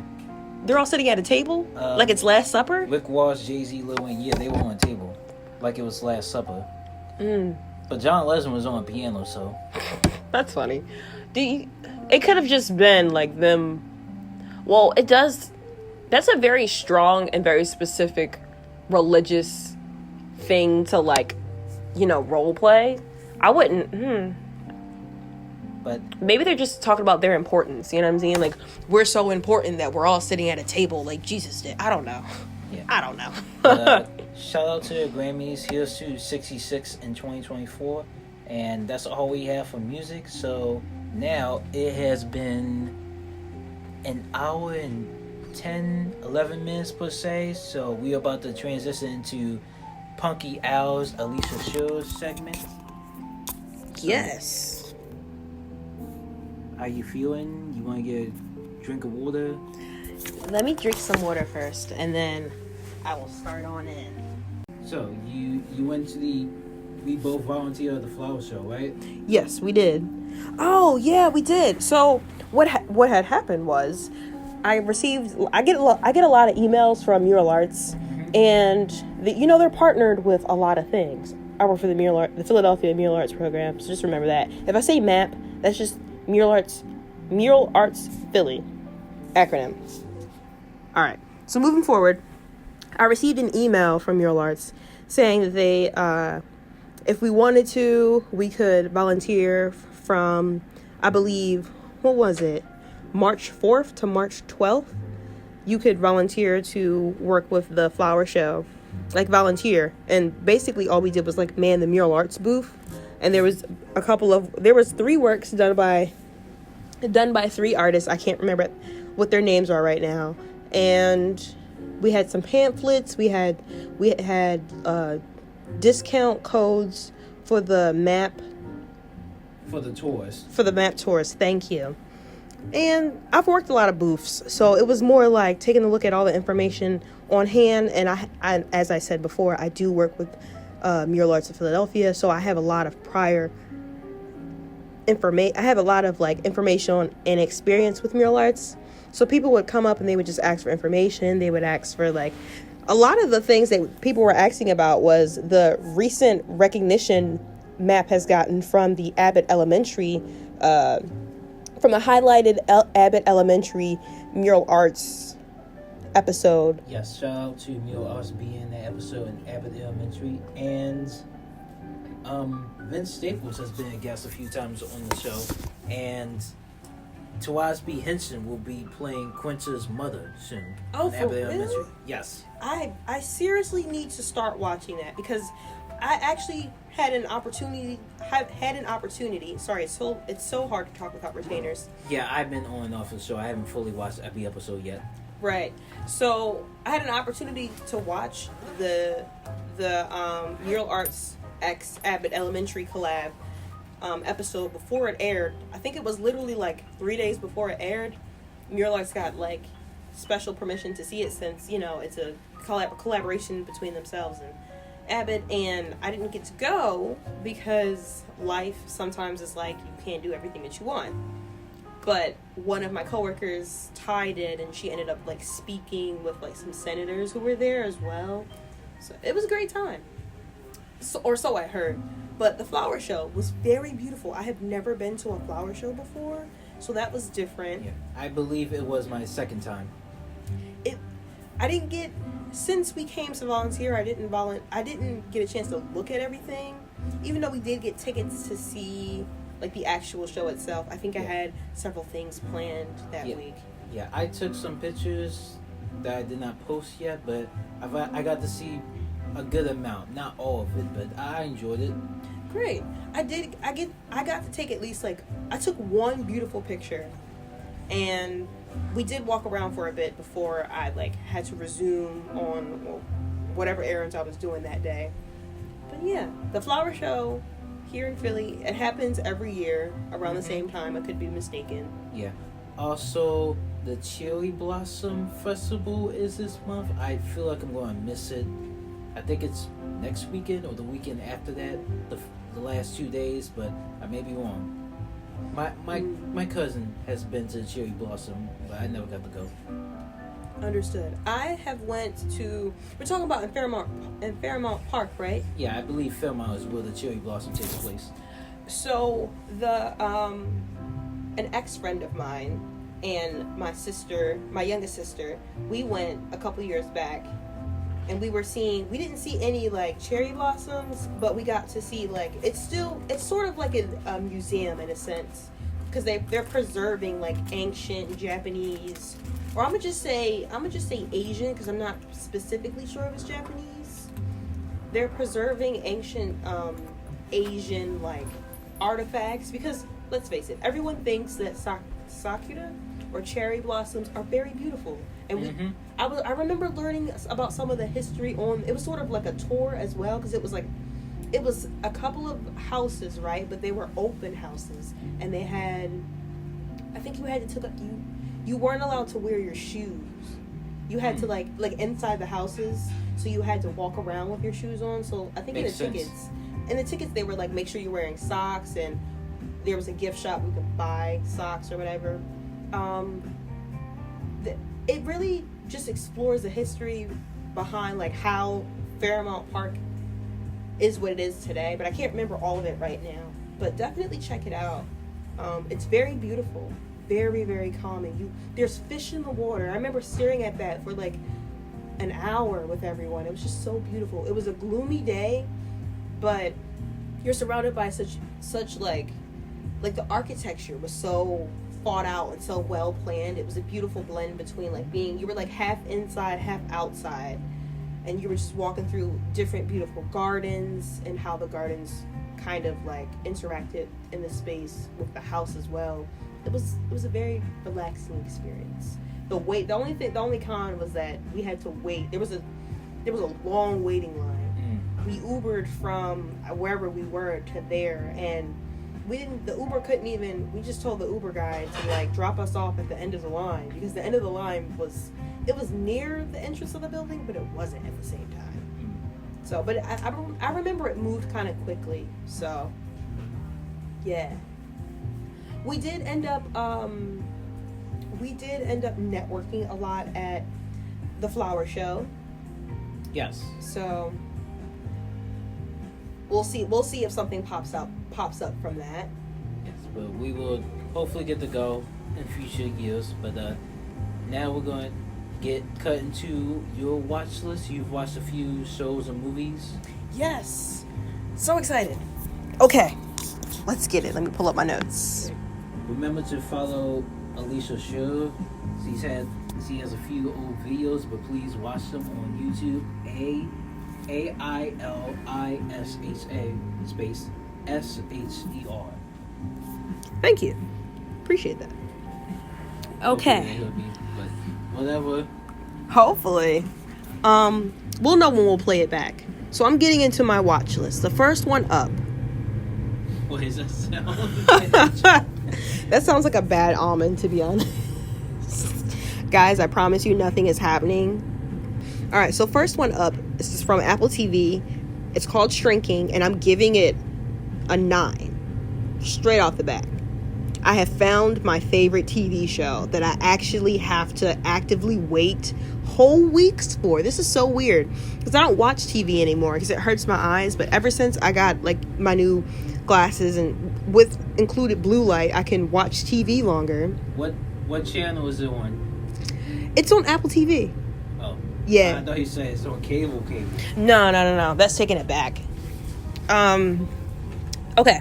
So I enjoy the storyline of just trying out using brutal honesty in everyday life. That is literally basically the entire like synopsis of a TV show. I get tired of reality TV show. I'd rather just switch to cyberpunk, where it could happen in real life. It's a practice I use myself, an institution that started with my mother under the term being real with yourself. I hope there's a season 2, and I'm waiting on the next episode, which drops. Wait, no. I'm not waiting on the next episode. I'm waiting to see if there will be a new episode for season 2, but I don't know if we've been confirmed for a season 2. I think the show is really popular though, but I could be wrong. So there'll be like 10 to 12 episodes per season. If we get another season, I already said I'm rating it a 9 off the bat. Here is the summary. A grieving therapist starts to break the rules by telling his clients exactly what he thinks. Jimmy has lost his wife and wants to try a new approach to his loss, but it is unclear how this will help others. And throughout the show, like it's really laid back, but it gets heavy in like mental health wellness. And it also shows like the lives of like therapists and how they can be intertwined and everything. And I just find the show a good balance between interesting but also not too heavy in terms of like information for me to process when I'm trying to just relax, because I like to watch shrinking when like I want a good story. I want to watch something interesting, you know what I mean? So if you're ready for something slightly different, and this is it's a comedy drama, so if you want to watch something slightly different, give it a try. You might like it. Next up on my list is You People. This is a movie on Netflix. I rated this, myself and my partner rated this a 9.2. I have yet to see You People with the iconic Jonah Hill, Eddie Murphy. Yup. Julia Dreyfus. Yes. I forgot her name, but y'all know Nunu from ATL movie. Yes, from the ATL movie. Yeah, that used to be my movie back in the day. No one could tell me anything about that movie, okay? Shout out to y'all. Right. I haven't seen You People yet. I was on the fence about it. She's thicker. Okay. She used to be a skinny little toothpick, and now she a thick. Right, you right. But she's still cute with those little dimples. Go ahead, I see you. Yeah, my mom saw the movie though. Did she enjoy it? Yeah. Cool. So You People, as a person who has always dated interracially, I stand with this movie, okay? The opening had both me and my partner hooked from jump. It was hella funny, on point, and generally well done. The acting cast was a powerhouse of classic comedian experienced actors. As X just said, Eddie Murphy, Julia Louis-Dreyfus, the woman from Seinfeld. Come on, guys. Come on. We know Julia Louis-Dreyfus. Everyone knows her. It was confirmed in the MC universe that she's working for like Hydra at the ending of Black Widow. If you were trying to figure out who that woman was, now you know. You're welcome. She will also be leading the team in Thunderbolts. Oh, she is really they're really utilizing every actor now. Yeah, they just had to scrap the writing for Thunderbolts because they focused too much on the cast from Black Widow, so they're working on it again to include everybody's main focus. Gotcha. Where was I? Mike Epps, Dion Cole, Anthony Anderson, and Jonah Hill. There were a few moments where things looked a teeny bit awkward, but other than that, like, it wasn't big enough where I had a big issue with it. I mean, with all those powerhouse comedian actors, you know the movie was fly, okay? I mean, it's a 9.2. I rarely rate things so highly. Moving on, so back to TV shows. I have been watching a lot of One Piece. Hear me out. So I started One Piece to get to know my partner's interests better. Because, you don't really know who you're dating until you know their interests. So I like how the show actually has layers despite its goofy look. A solid, diverse storyline that has skillfully interwoven storylines that introduces heavy topics, but it still maintains its inherent lightheartedness from the main protagonist, Luffy. It's just very well written, and that's what I've been respecting a lot about it. So in my personal projects, me and X have both talked about like the comics and the stories that we're creating in our own spare time. So when I'm not like brainstorming like how my comic will go, I've been taking points and cues from TV shows and movies that I really, really enjoy, and really thinking about why do I enjoy them and how do I get the audience I'm the target audience that I'm targeting for my comic, for my future comic. How do I touch their hearts the way my hearts has been touched? Well, actually taken by the Straw Hat Pirates. Okay. One Piece is a classic and has been I wrote this already. I think I'm on like episode because Luffy, One Piece takes its time to like really fight people. I think 150 is like the first arc. I think I'm on 120 then, because we're about to fight Crocodile. Yeah. Alrighty. And I think I'm rating One Piece a solid 8. You know what I mean? I like to slap it on whenever I don't know what I want to watch, and I want to be, and I want to I want to walk away feeling empowered, but also like content, you know? They do a very good job of bringing very dark themes into the show, and you would not really notice unless you're actually paying attention. You know what I mean? So, well done. I am officially a Straw Hat now. Next up on my list is taking time to rest for your mental health. Please do not be like me, who likes to be busy and so plans too many things in one week, and then by the time she gets to her weekend, she's like, I don't want to do anything. Please stop contacting me. Please take time for yourself. You don't always have to be on go. Resting is a good thing. I mean, the Lord rested. You know, if you believe in God, someone built everything that we're like, you know what I mean? Someone built everyone. You know what I'm saying? You know what I'm saying? Easter weekend as we speak. And it is Easter weekend as we speak. So hear me out. Just the Lord rested. Unless y'all just into the Easter bunny. Right. But yeah, that's the only little mental health note for me. Moving on. Proud Family. Now, I know. I can already hear people in the background saying, we don't What are we talking about? I mean, I know there were Republicans, but we don't like remade things. We don't like reruns. Oh, right, we don't like that. We don't like this. Hear me out. The only thing horrible about, not horrible, but I just don't like it. The only con to the Proud Family, the new version on Disney Plus, is the theme song. Like, I always skip over it. And I'm that girl who will listen to the theme song every time she watches it. Every time she watches an episode, like, especially if the theme song is good, like, I'm singing along. Like, it irks the God of my partner, but that's just who I am. You gotta take it or leave it. And I always skip over that theme song. And the theme song was what was my favorite parts about the old Proud Family, so I'm not really feeling that. But it still has the same Proud Family values, you know? Penny Proud, living her life and learning things and utilizing the tools that she's been given by her family about how to be a good person in a world where, like, your morals are constantly tested and so on and so forth. It's still ringing true to the old Proud Family. So I'm happy to say this is another solid 8 for me. You know, I just slap this on when I don't have anything else to watch and I'm kind of doing things, but I want to pay a little bit of attention. So yeah, if you are waiting for this podcast to tell you that the Proud Family on Disney Plus is A-okay besides for the theme song, here it is. You're welcome. Let's see. And then the last thing on my playlist to discuss is the fact that I was able to have an experience at the Art and Theater Company down in Old City. Shout out to the Art and Theater Company for the amazing for the production of August Wilson's last play in his 10-part series called Radio Golf. So August Wilson, he wrote 10 plays, including Womani's Black Bottom. There's so many. Wait, did I say it right? Ma Rainey's Black Bottom. Yes, you did.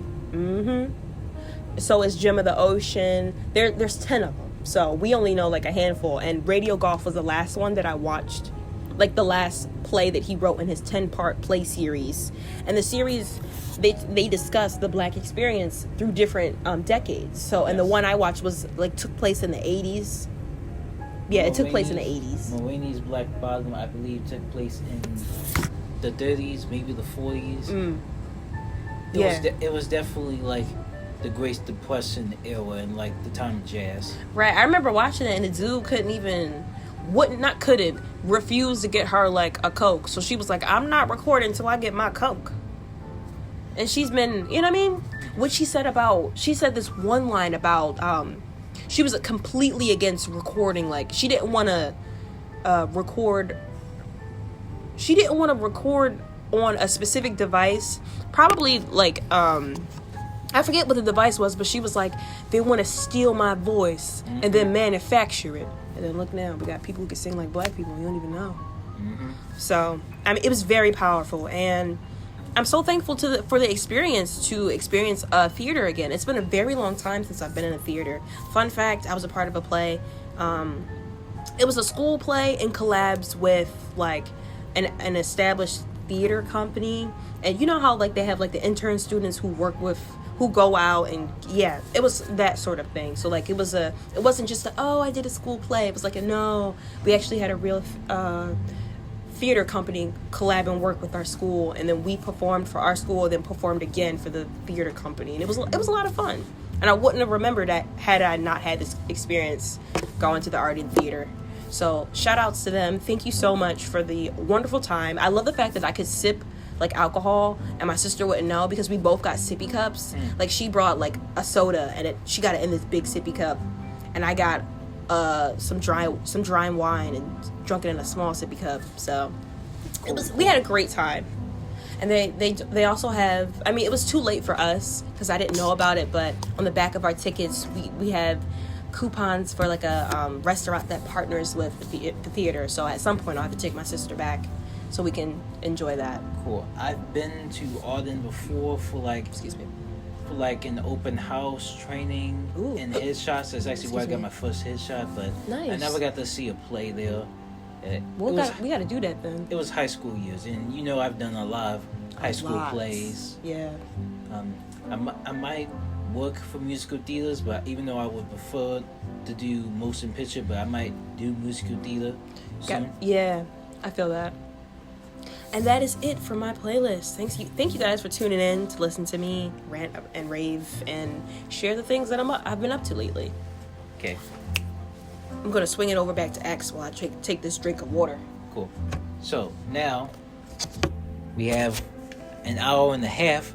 We have a few questions, gaming, but let's start off with at least one or two TV series. So the talk of the town, the beginning of this year, was The Last of Us finally getting a live action adaptation on HBO Max. So, I really enjoyed watching The Last of Us Part 1 in live action, and this is coming from someone who never got to play the game growing up, but enjoys the story. I recently, in the month of March, finally got to play the first 2 hours of the PS5 version via free trial, and I enjoyed it. It's like they look much older, the gameplay seems better.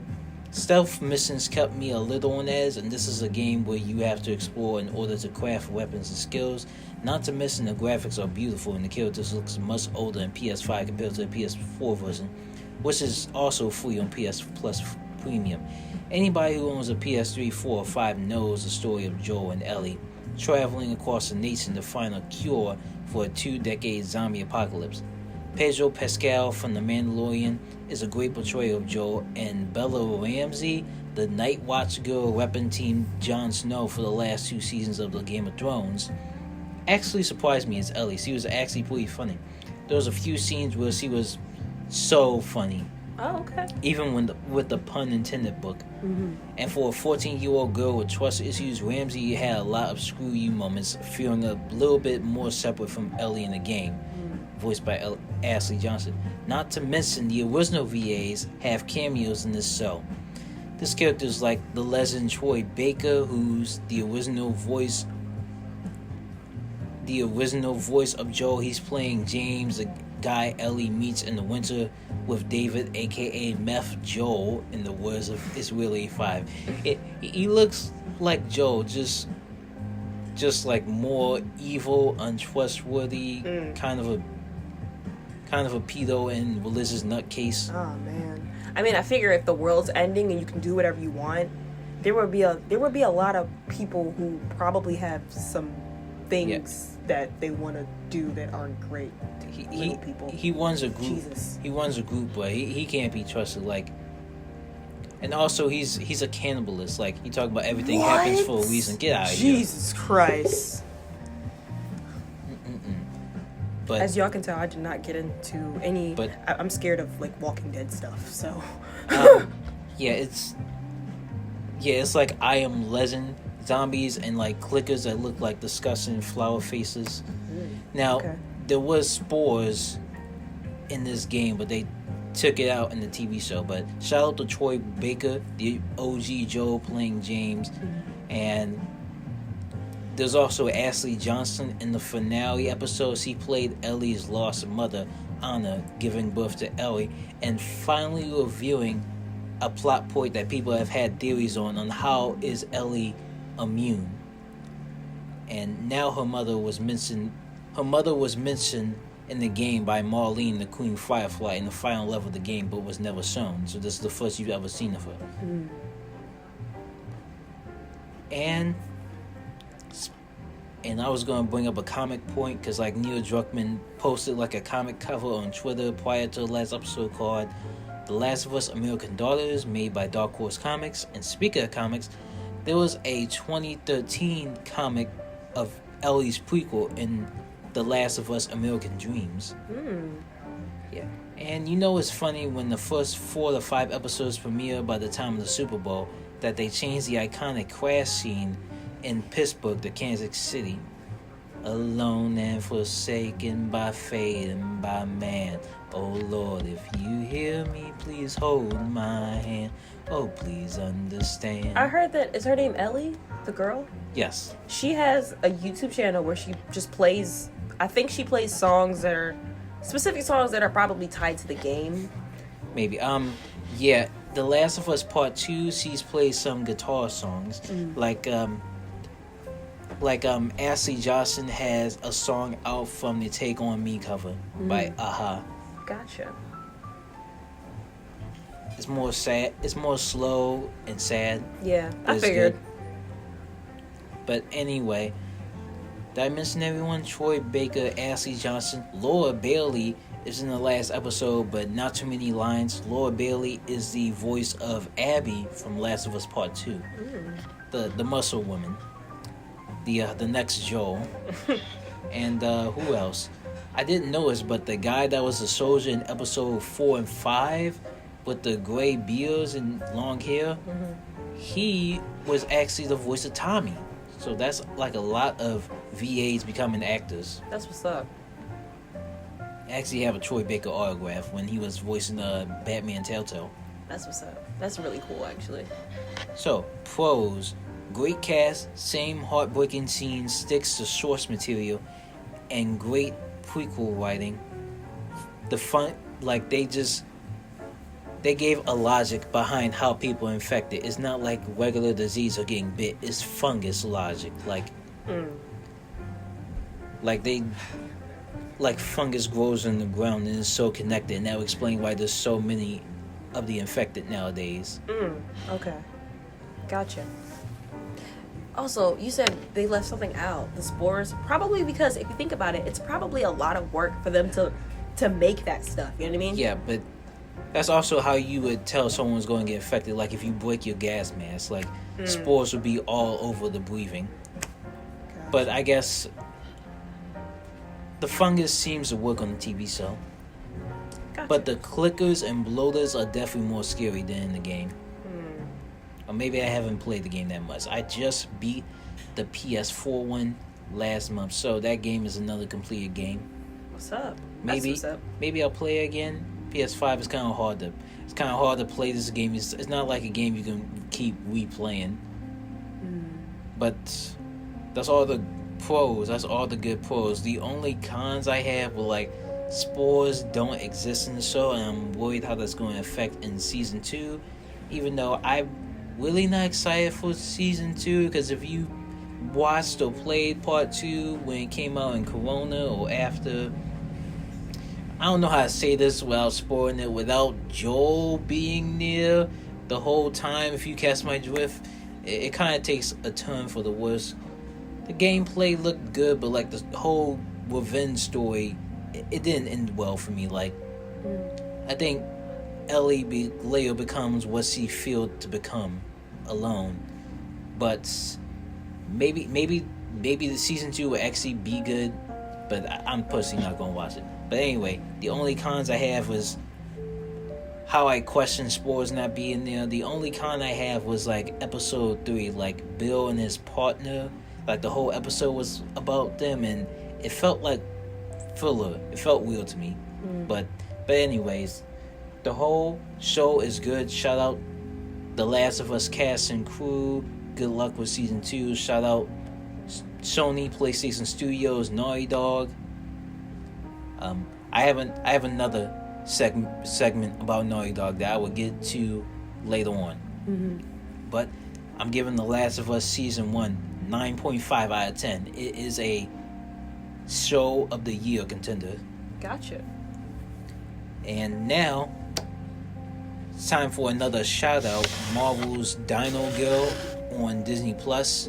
I believe you, Al, you've had a comic of Dino Girl and her dinosaur. I did. I brought this, I think I was like fresh out of high school, and I was like, all right, I got some money.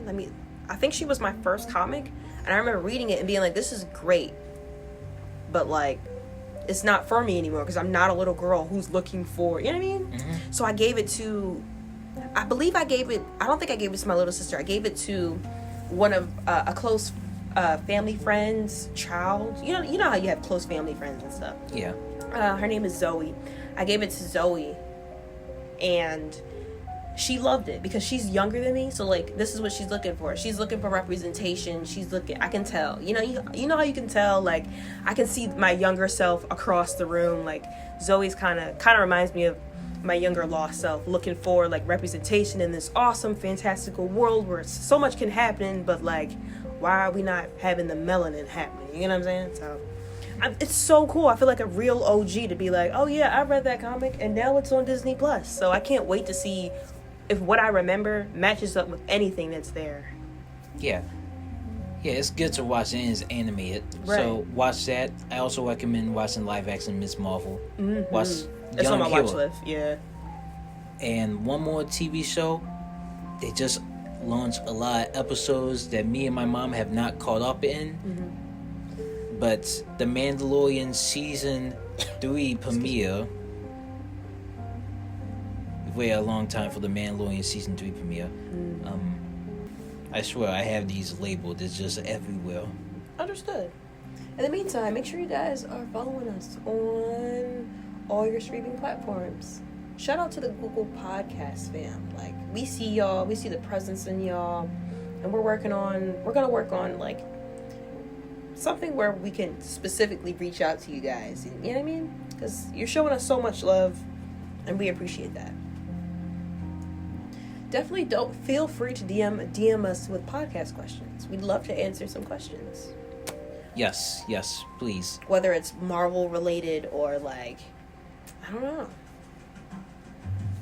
Anything pop culture. If you want us to get more on a personal level, because I feel like I get more when I go into a personal level. I don't know. I'm assuming, but Yeah. Mandalorian. The first episode was good. I don't know if it's going to be as great as the first two, but I'm interested in him trying to go back to the original place of the Mandalorian to be forgiven for his sins. Ooh. And hopefully maybe the red-haired woman, I keep forgetting her name because she's in all the animated series. I hope maybe she'll get the Darksaber and lead them. But it looks good so far. We actually see a lot of Mandalorian in the beginning.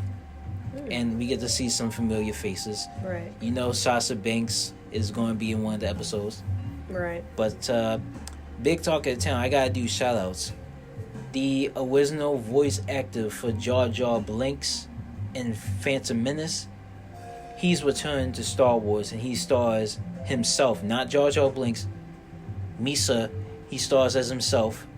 That's not his real name. I'm just saying the name because that's what Jar Jar Binks used to say. Like, Misa is blah blah blah. But the voice actor for Jar Jar Binks finally gets to play as himself, and he was a Jedi Master with the green lightsaber, so that's cool. And an episode just came out 2 days ago, and it has Lizzo and Jack Black in it. But I love Jack Black. If Jack Black is in something, I'm gonna watch that because. What about Super Mario?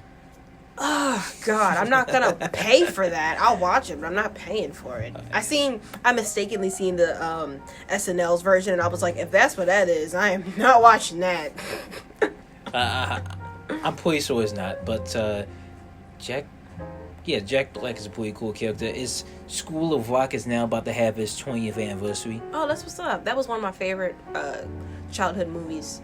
I passed up on free tickets to see the new Mario movie, the 5th, but I got work. You know, sometimes you gotta prioritize work over playtime, unfortunately. And more Star Wars shout-outs. It is April, so by the end of this month, Star Wars Jedi Survival will be coming out the end of this month for all gaming consoles and PC. So be up on that. I know y'all waited a long time for a sequel to Jedi Fallen Order. It's gonna be fun. It stars the guy that plays Cal Kestis. He's going to play Adam Warlock in Guardians Volume 3. He has a whole build, and you can I saw some customization. You can customize lightsabers, you can customize cloaks. Nice. You can even customize his build, so half saved or have a big build like Obi-Wan Kenobi. I think I might have brought the newest Star Wars game for $3 because it was on sale. Oh yeah, it was on sale. It was also free, but I beat the game, so I wasn't gonna get it for PlayStation. Right. I have to start completing games. I've been really obsessed with Don't Starve Together. I've been playing it with my partner. So far, we've survived 10 days, which is very hard to do. And because it's not just feeding your person, right? You gotta feed and find the food. You have to somehow keep their health up. We haven't explored the entire world yet, but we've explored a good cover of 5 different areas, and I know the map is pretty huge because it's a whole server. It's a lot. I'll show you. Reminds me of another game I was thinking of. It's a roguelike game like Hades and Dead Cells. Oh yeah. That waifu Leah was playing. She was telling me about. It was look kind of a sheep in a demon world. I'm trying to remember what it was called. Cult of the Lamb. Cult of the Lamb. Yeah, that was it. That is on my list of getting. But that's the type of games I would rather play on my when I get my Steam Deck. Yeah, that's now on PS4, PS5 game cases last month. Nice. Yeah, we're actually about to get into our gaming segue, but I also want to shout out Rosario Dawson, starring as the famous Ahsoka Tano in the Ahsoka TV series. Now, we all know Ahsoka Tano from the Clone Wars movie, the Clone Wars TV series, even an older version of her in Rebels, and she has been in live action Mandalorian Season 2 and Book of Boba Fett. So we will finally be getting Ahsoka Tano own show, see where her life has led her after the fall of the Empire and losing Anakin, Darth Vader, her master, and everything after Star Wars Rebels show. And it's gonna be fun. A lot of callbacks. Yeah. I enjoy watching Ahsoka fight in the entire Star Wars universe. Rebels characters will be coming back. Mary Elizabeth Winstead, aka Huntress, aka Ramona Flowers, will be playing the Green Lady, I forget her name, from Rebels. Gotcha. And that comes out in August. Cool. And so, gaming. Do you want to start or should I? Go ahead. So I gotta start with PS Plus Premium. Finally bought PS5. Finally bought PlayStation Plus membership for $18 for the biggest membership. RIP my Xbox Legacy on 360 and Xbox One. I'm having fun with it. I haven't downloaded every game because there's download versus stream, and I don't feel like streaming everything. But I'm having fun with a lot of games. I played Ultra Street Fighter 4, Jak 2, Tekken 2, Street Fighter 5. I even tried out the Evil Dead game. Definitely not seeing Evil Dead Rise, even if someone I'm dating wanted to go. It comes out the end of this month. I just read some of the spoilers. I've seen the final review trailer that came out today. I'm not watching this. Even y'all say it's the scariest Evil Dead so far. I've seen the original. I've seen Ash vs. Evil Dead. Those are more funnier. I'm not raising my heart rate like that. Even if Bruce Campbell, I respect him. Even if he gave me complimentary tickets, I don't think I would still go. anyway. The game was okay, but I didn't play that much of it. I've beaten God of War 3 finally for the first time, as well as Jack 3. Let's go. Jack, it was fun watching you play Jack. I beat The Last of Us PS4 version. What else? I said Street Fighter 5. I downloaded Horizon Forbidden West, but I got stuck in the beginning. I've yet to play The Quarry. I'm replaying Life is Strange True Colors on stream, even though it won't go published because DMCA, even though I have the music off. What else? I think that's all the games I could think about. I do want to play The Force Unleashed 1 and 2. Okay. Maybe stream that. Gotcha. And I'm glad to finally play PlayStation Icons I never got to play. I also, I beat Last of Us. I think in the monthly gaming Sackboy is now around. I think I only got to play a little bit of Little Big Planet 3, so that'll be good to play. Also, I need to play Sly Cooper, Ratchet and Clanks, Uncharted, Legacy of Thieves, Oh my God, yeah. as well as 1, 2, and 3. I'm gonna have to bump up Uncharted on my list. Yeah, that's such a good one. I remember watching my siblings play it. Like, literally, I remember growing up and watching them play it, too. So now I'm like, why wasn't I playing with them? What was I doing? A new exclusive just came out, Chia, so I gotta try that. I'll show you the video of that game. Okay. But you? For me, I have, let's see. In March, I've specifically been gaming Don't Starve Together. But, like, I haven't been doing an online browser because you can make it's a whole world, right? I've been doing, like, offline, my own private browser, which is me and my partner who joins in whenever he wants. Me and my partner kind of tag team play. So, like, if something's too hard, I'll just be like, babe. And then I'll just, like, hand him the controller. And if something's too hard for him, he'll be like, you got this. So, make me miss playing with people, like inside, like not online, like at least my brother or a few friends. Right. I remember doing that at like cookouts and stuff every so often. But Hellblade is Jesus. Like, the fighting is kind of hard to explain because it seems kind of pointless, but you have to keep fighting until a certain point. And I mean, the game is, when you play it, you'll understand why this game was nominated as, like, I forget what the nomination was for specifically, but I think it had something to do with mental health because, look it up, Sinuous Sacrifice. If it was a Game Awards, it might be access and innovation or accessibility, something like that. Something like that. I know this is one of the first few games tailored specifically to represent, like, people with mental health. The main protagonist, Senua, that you are playing, spoiler alert, she figured at the end of it, we, the people playing, realize this bitch is crazy. Like, she literally just been hallucinating the whole time. Well, she's getting the second game. She's still crazy. Right. Right. But shout out to Team Ninja. Right. Most def. Thank you. People that made Ninja Gaiden. They made the new Wulong Dynasty. And they also made the DMC Devil May Cry game with the realistic Dante we don't talk about.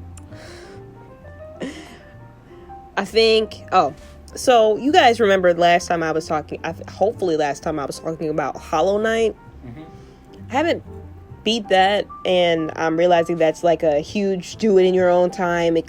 You have to explore to get to certain levels and blah blah blah. It's been stressing me out, so that's why that's at a back burner. I've been playing Overcooked, but right now, remember I said it was low stress, now it's high stress. And we haven't been playing it as much. Trying to, we just don't fuck with it anymore because when you play Try 1, you're like, okay, I understand this game. And you play Trying 2, it's just like, So we've been seriously considering just skipping to Trying 3 because Trying 2 was like, why? There are these huge fucking plant things, right?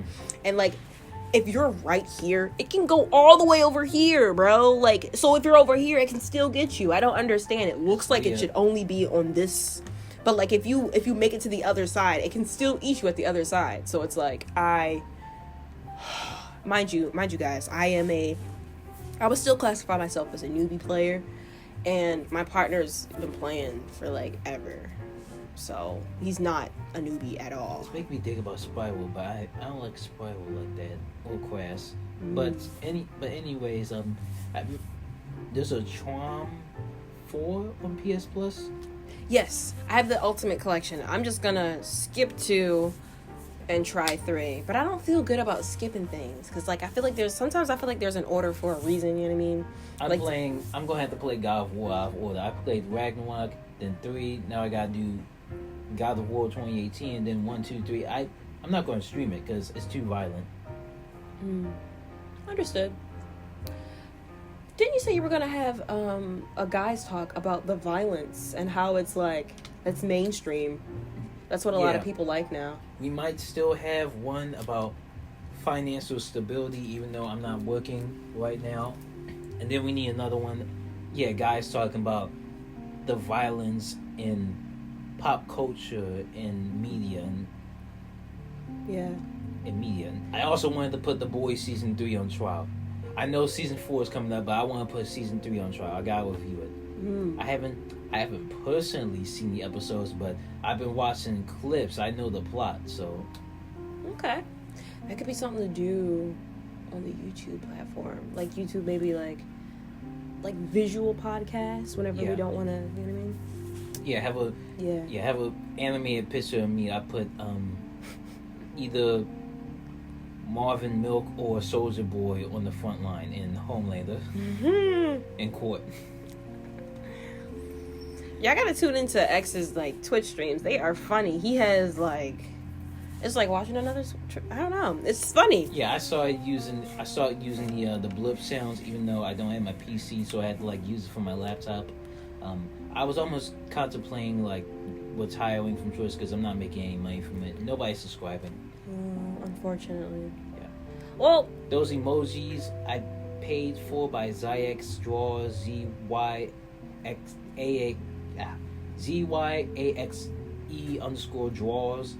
I might just make those into t-shirts and give us some profit. T-shirts and stickers. Podcast merch. I was thinking music merch, but maybe podcast. We're thinking along similar lines. Yeah. I had a very short list of games this year because I've been working a lot more. So right. I was thinking games that I need to buy again for PlayStation that I want to play again. Hades. I just talked to somebody who was playing Hades at GameStop on the Switch. If I buy Hades, I'll just let you borrow it that way. You know what I mean? Cool. Yeah. What else? I want to get Streets of Rage 4 again. I didn't get to play enough of it. I gotta play TMNT Shredder's Revenge, even though TMNT Cowabunga collection just came out. Ooh, okay. Well, it came out in June, so it hasn't been that long. My biggest thing to get is a Steam Deck. That's what I want. Because there are certain games I'd rather play on a smaller screen, so I feel like I have more control. Don't Starve Together, I love that. But it's so weird playing it on my PlayStation. And you gotta use everything. And you have to remember what everything does. And there's so many things to do. I find it hard to remember things on the PC because I'm more of a console controller player compared to mouse and keyboard. I guess for me, certain things, games are usually pretty simple, but once they get complicated where you got to use both analog sticks, I'm all right, I'd rather play this on a smaller screen. But whatever. I got to play Blizzard Entertainment's Diablo 4 Ooh. open beta. It was as a druid. It was actually pretty good. Oh, okay. I've been seeing a lot of trailers about that. It does look good. Nice. Yeah, it was my first time playing a Diablo game. Gotcha. But we're about 2 hours in, so let me try to wrap this up. Hogwarts Legacy has been the talk of the town for February. It has. It's only available for next gen consoles and PC right now. Coming to current gen maybe in May, but don't quote me on that. It's coming to Switch in the summer, but I won't hold my breath because Switch doesn't always have the best graphics compared to consoles. Right. But I bought the standard version of Hogwarts Legacy, not the Dark Arts Deluxe Edition. I got it from GameStop and got a nice tin poster. Now, I can't spoil anything because Punky, Al, nor his cousin Pinky played it. But I am enjoying it. Team Ravenclaw, but shout out the Team Gryffindors. I've been tallying all the streamers, YouTubers, and friends, family, and there was a large population of Slytherins and a handful of people using dark art spells. Now, there is some controversy that if you use the dark curses, the unforgivable curses, there's no consequences. But personally, I've only put 8 hours in the game over someone who has put 100 hours into it. I'm told only 25% of people have played the game, but I'm going to try to do this without unforgivable curses. Right. I mean, isn't the game an open world RPG? Yeah. So you can choose morally where you want to be? Yeah. Unforgivable curses is like they can help you defeat against enemies, but as again, it's going up against your morals, like you're becoming dark arts person. But there's some controversy, like some people have played it further or have completed it. There's no consequence for it in this RPG. That's interesting because the HP world, like, you are not supposed to use the unforgivables, but isn't this like a century before or a decade? Century. Gotcha. So maybe that's why, like, there's no real, like, because there wasn't a dark, like, Grindelwald wasn't alive. You know what I mean? If there isn't a dark lord or lady to set a dark standard, then I guess it makes sense. Yeah. That it wouldn't be that big of an issue. It's like, don't do that, but if you do that, I'm not gonna, like, reprimand you. I don't know. Yeah. I've only put 8 hours into this game compared to my friends and everyone else, but I will get back to it soon. Yeah. I messed around with PS Plus too many times, and Overwatch 2 was about to get Season 4. There's a new healer support called Life Weaver. The blades are going crazy for him, but there's going to be a few game modes. I wish they have co-op campaign already, but I hope it's be fun. I will get the Hogwarts Legacy soon. I hope the hate and controversy from Wizarding World doesn't stop you from playing this game, because compared to what J.K. Rowling has been saying about the book, she didn't write this. This was written by the fans, and they actually do have, like, a trans character in the game. Like, this is a mid-spoiler, but there's a trans character hosting the 3 broomsticks serving you butterbeer. Okay, cool. And that's all I have for Hogwarts Legacy. One game I did beat, God of War Ragnarök, and shout out to Sony Santa Monica Studios. They just dropped a new Game Plus version. So, probably a little bit longer. They got new armor, new abilities. You can choose an arena and choose to play as Kratos or Atreus, and you can have a partner with you, like, between... Who are the characters again? I forgot the game already. The Dwarf Brothers, or Druid, or... Okay. What was the Valkyrie Queen's name again? Freya. Yeah. Okay. Yeah. Also Thor, I think. Cool. Make sure you follow us at Xavier on Excellence and at The Painted Up John. Alicia shares, like, my personal one, so... Yeah. Right. So, I'm... Oh. About to mess up. I did not mean to type. I made a YouTube video of God of War Ragnarök. It hasn't been getting a lot of views, a lot of likes, though, or comments. Make sure you follow us on YouTube. Xavier on Excellence. At Xavier on Excellence. Show some love. So, God of War Ragnarök. Kratos, the God of War, is another PlayStation franchise icon I never got to touch. I played 2018 God of War for 2 hours and never finished. But shout out The Martian. He just had his birthday. He's one of the hosts of We the First Entertainment, aka WTF Entertainment, on Spotify. And he's beating the game. Congrats. I've just recently beat God of War 3 Remastered, and I enjoyed it. I enjoyed playing Kratos and Atreus, exploring the Norse mythology, and fighting Thor, voiced by Sam Crow's Ryan Huss. I beat it in 31 hours, and then I tortured myself for 26 more hours trying to be a completionist and defeat all the side quests and bosses, and it paid off.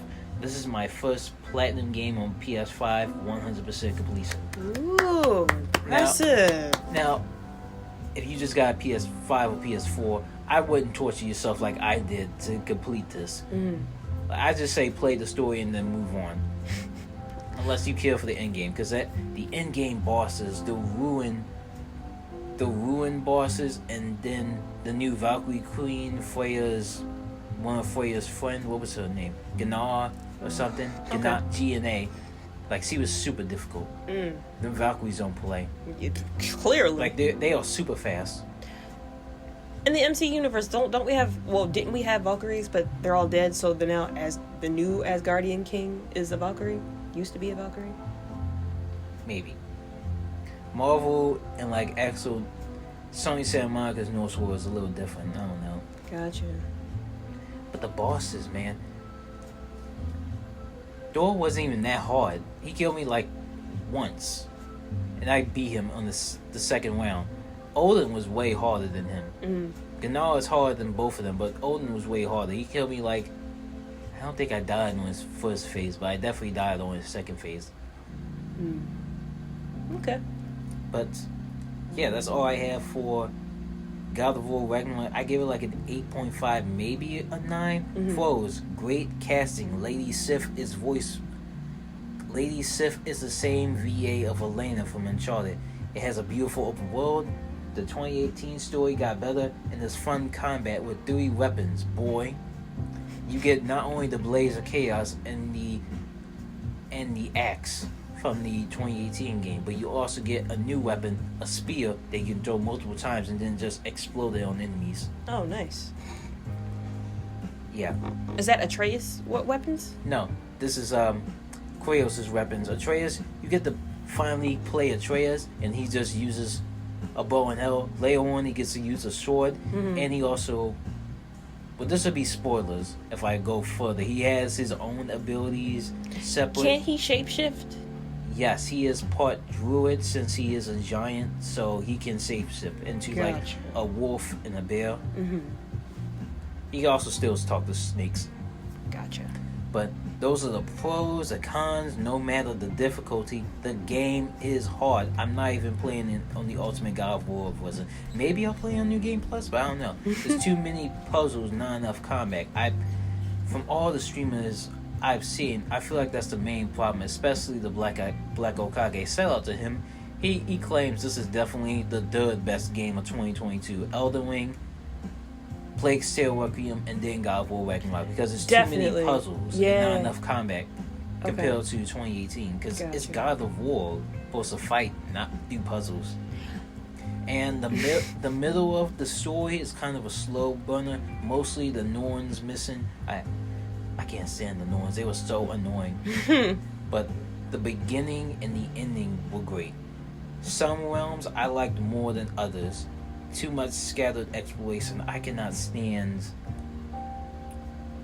The one with the elves was okay, but the one Vanheim, that was the one I couldn't stand. It's like too much.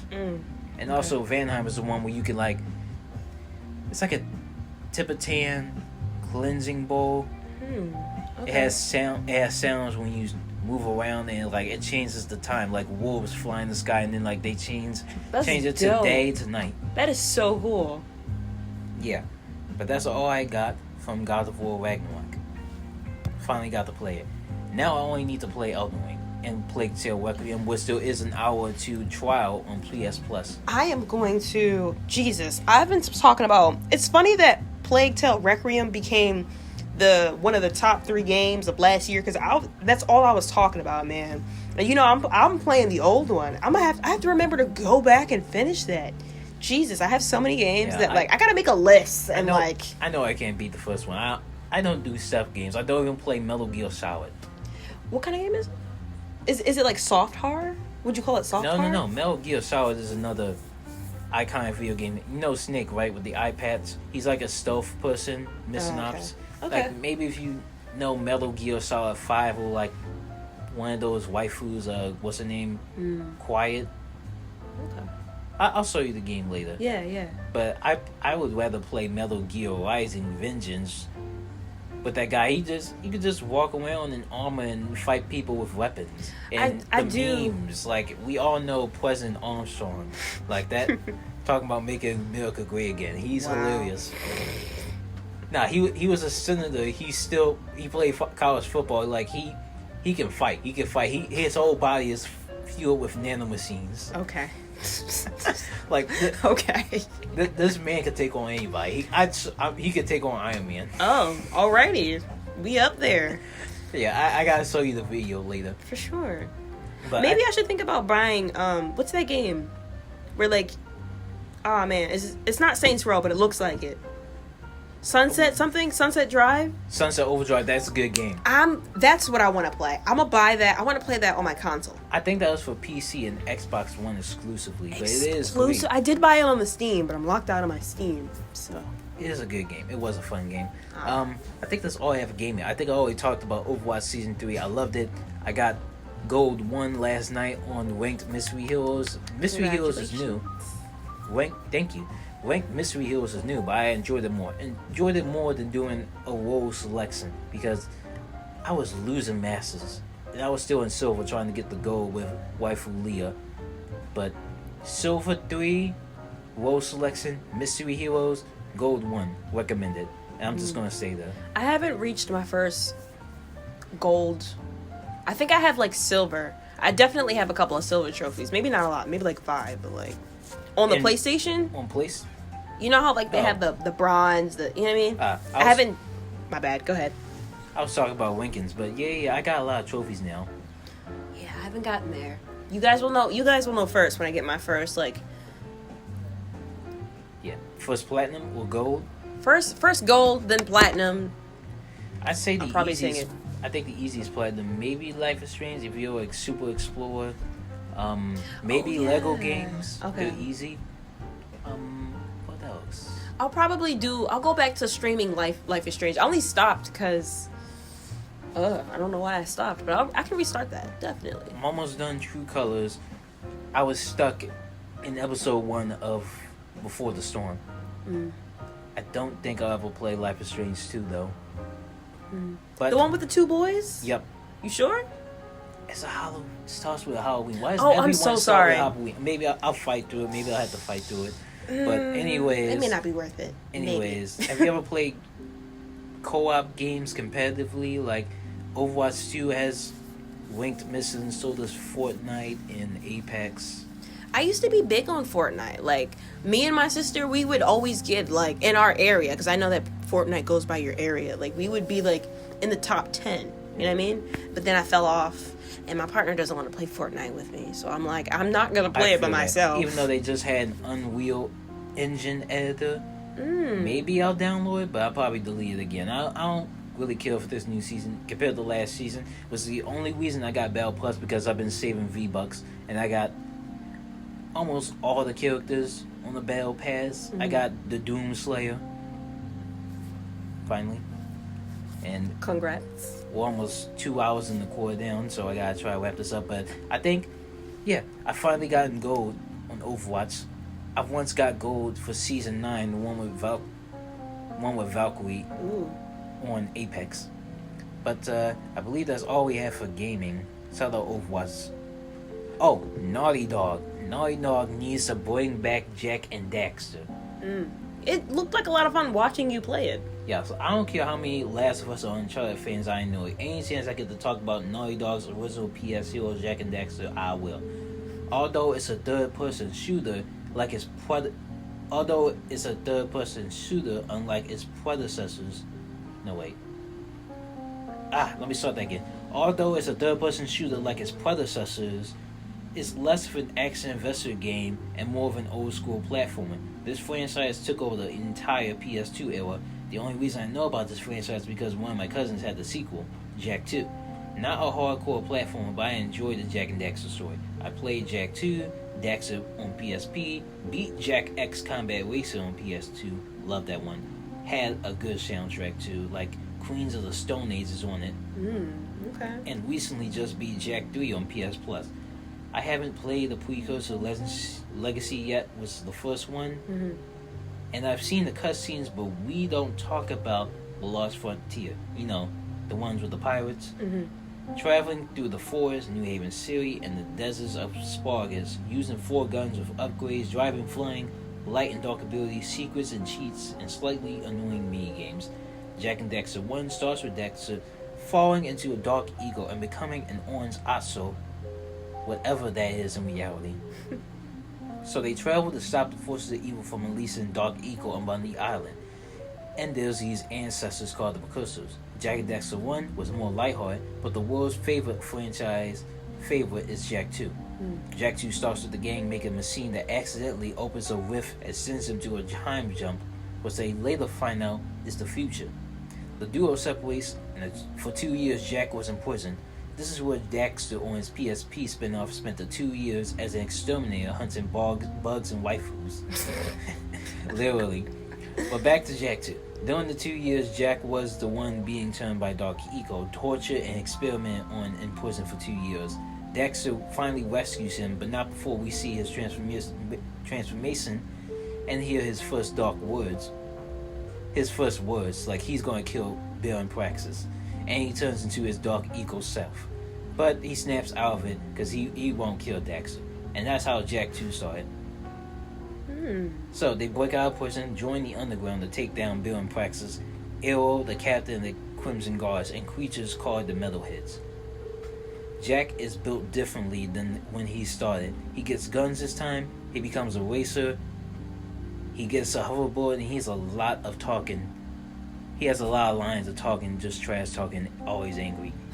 Naughty Dog wanted all the smoke on the sequel. Jak 2 even has iconic side characters such as Torn the Underground Soldier, Ashlyn, the daughter of the Baron, beautiful waifu redhead, Tess, the Underground's informant and Daxter's woman, Old Lady Odin, and the bird Pekka, who's just become so annoying. He's in every game, getting better gigs than Daxter. And the brother Sig with the Peacemaker. Peacemaker is one of my favorite guns. Gotcha.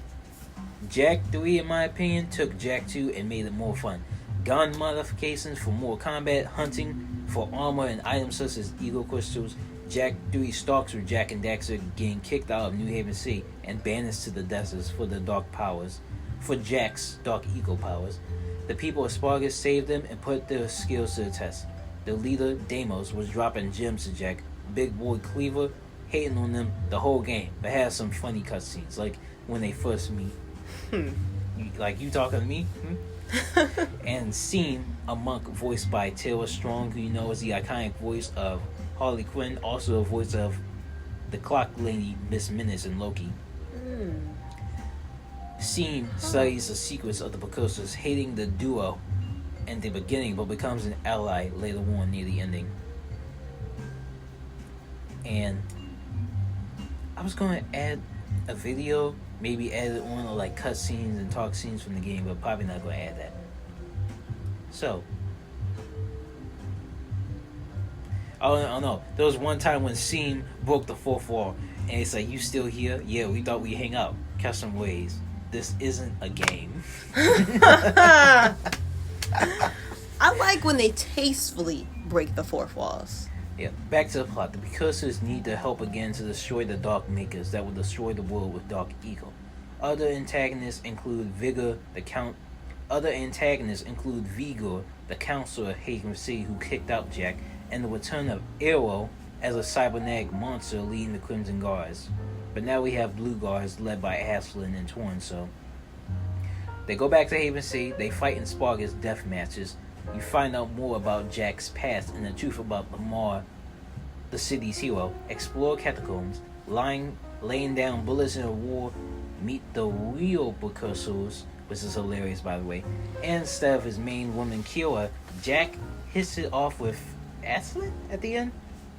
Like, instead of his longtime girlfriend Kira, at the ending they have him kiss Ashlyn. That is so effed up. Wow.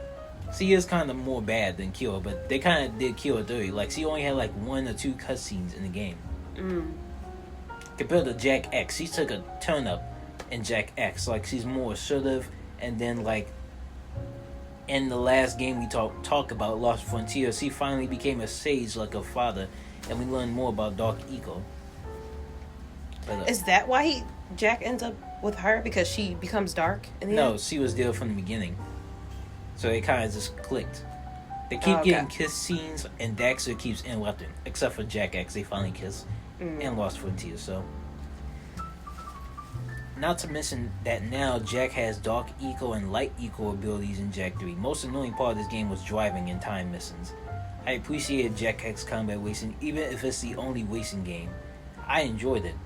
Receiving death threats in new cities, Jak and the gang meet Wayne, the daughter of the old frenemy crew from Jak 2. Then the gang gets poisoned drinking one of his old bottles to get the cure they need to defeat an underground racing gang in death races and win it all. Iconic characters include GT Bliss, the commentator, Razor, and a Crimson Guard death bot called UR86. Also, Pekka went from being on Damas's shoulders to being a commentator. See, he gets the best gigs. In the end, they find out that who the real villain Mizo is, and they get the cure. Then find out through a recorded message that Wayne knew that the gang was going to get poisoned, and her cup was clean. Wayne then take over Mizo's place as the crime boss, but orders them not to kill Jak and his gang, even after finding out that it was Jak responsible for destroying her family and killing crew. She still gave the order to spill the gang's lives. I'm getting a little pause. Let me pause. We're almost done, I swear. This is Punky Al with your water break. Make sure you follow me at _paintedup_John. Make sure you follow X at Xavion Excellence. Check out make sure you check out the XXE podcast on all streaming platforms: Spotify, Anchor, Google Podcasts, Apple Podcasts, maybe iHeartRadio, all streaming platform. I don't know if it's because I don't talk much. I don't know why I'm so parked more than usual. Maybe it's because last night I burned an hour and a half of active minutes on Fitbit. I burned like 3,000 calories. Like I was just straight up walking in a hot day before it rained. But anyway.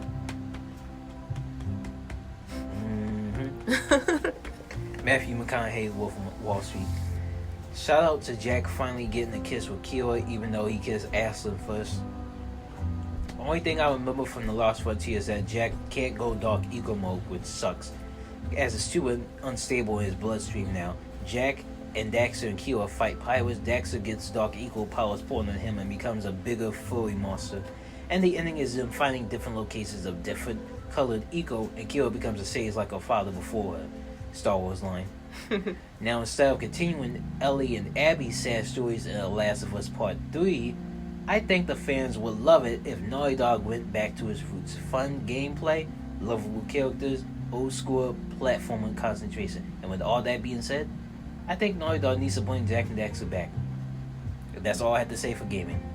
Understood. I'll have to check it out myself. I mean, I had fun watching you play it, and some people don't understand when I be like, I literally, if the game is fun and the person's funny, I'm gonna have a good time watching you play. Yeah. So I think Gaming Illuminati with Black Okage ethos, they be making the argument. You would not ever enjoy Jak and Daxter without Daxter being the commentary, being the comedy relief. Yeah. It's like Jackson 5 without MJ. It's like, right. What's New Edition without Bobby Brown? What's peanut butter without the jelly? Good points. But yes, I have like one last question. It's from my boy Wigged Art. Follow him on Instagram. He's a tattoo artist, visual artist. RIGGED_ART. His question is, what game would you want to play again for the first time? Ooh. I played like so many games. I'm beating like 78 stories. What was your first game? First game? Yeah. It's gotta be Lego Star Wars on the GameCube.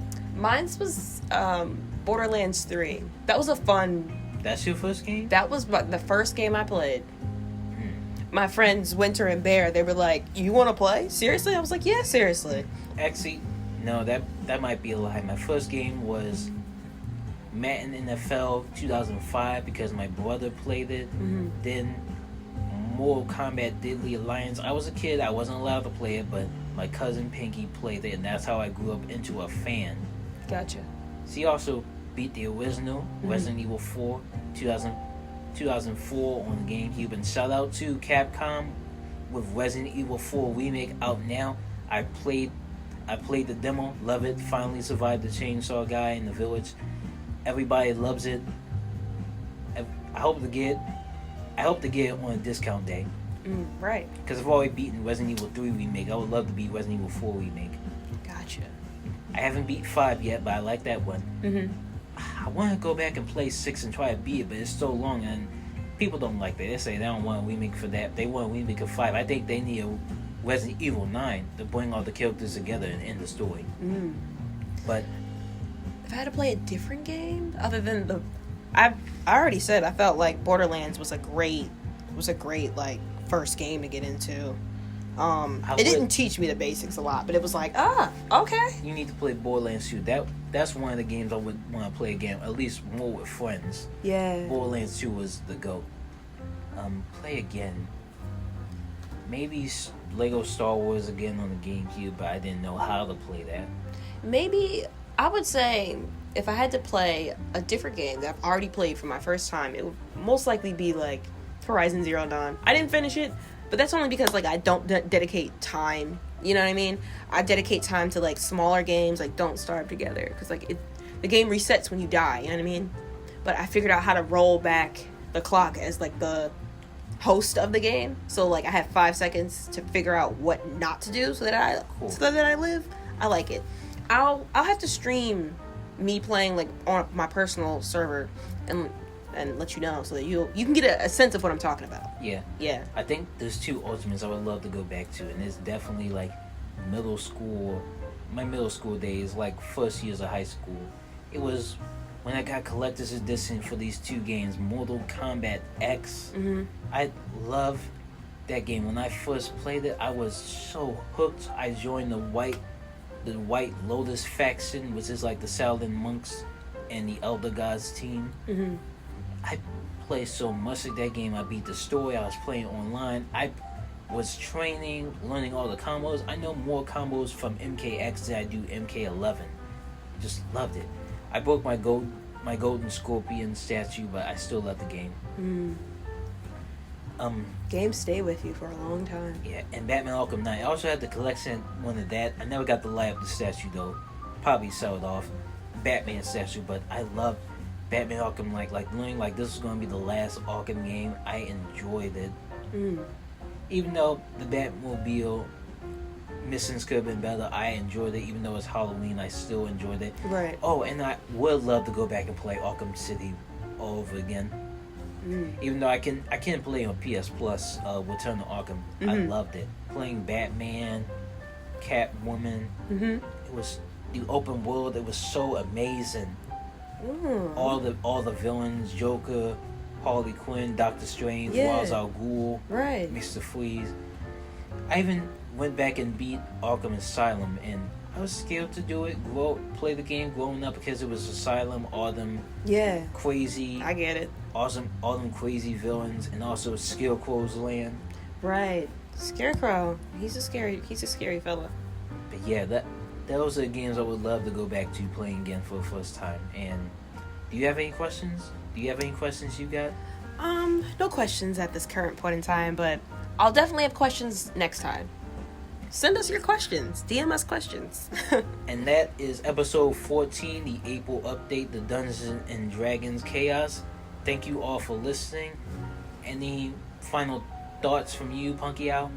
Make sure you guys are resting. Please take care of yourselves and have fun. Yes. Hopefully we will have a new episode coming soon. Maybe the episode with the boys, maybe one about financial stuff, or hopefully one by the end of April or May or in the summer. I don't know. It takes a long time for these episodes. And I feel like we've been doing well though we've been getting them out a little bit more. We've been pumping them out for you guys as fast as we can. Yes. Well, I appreciate those who do listen and subscribe or follow the episodes. We will see you guys later. This is Punky out and Double XC signing off. And I will beat your high score in video games. Retro video games. Get it? Because XXC. I tried to beat Arkanoids and Life is Strange 2 Colors.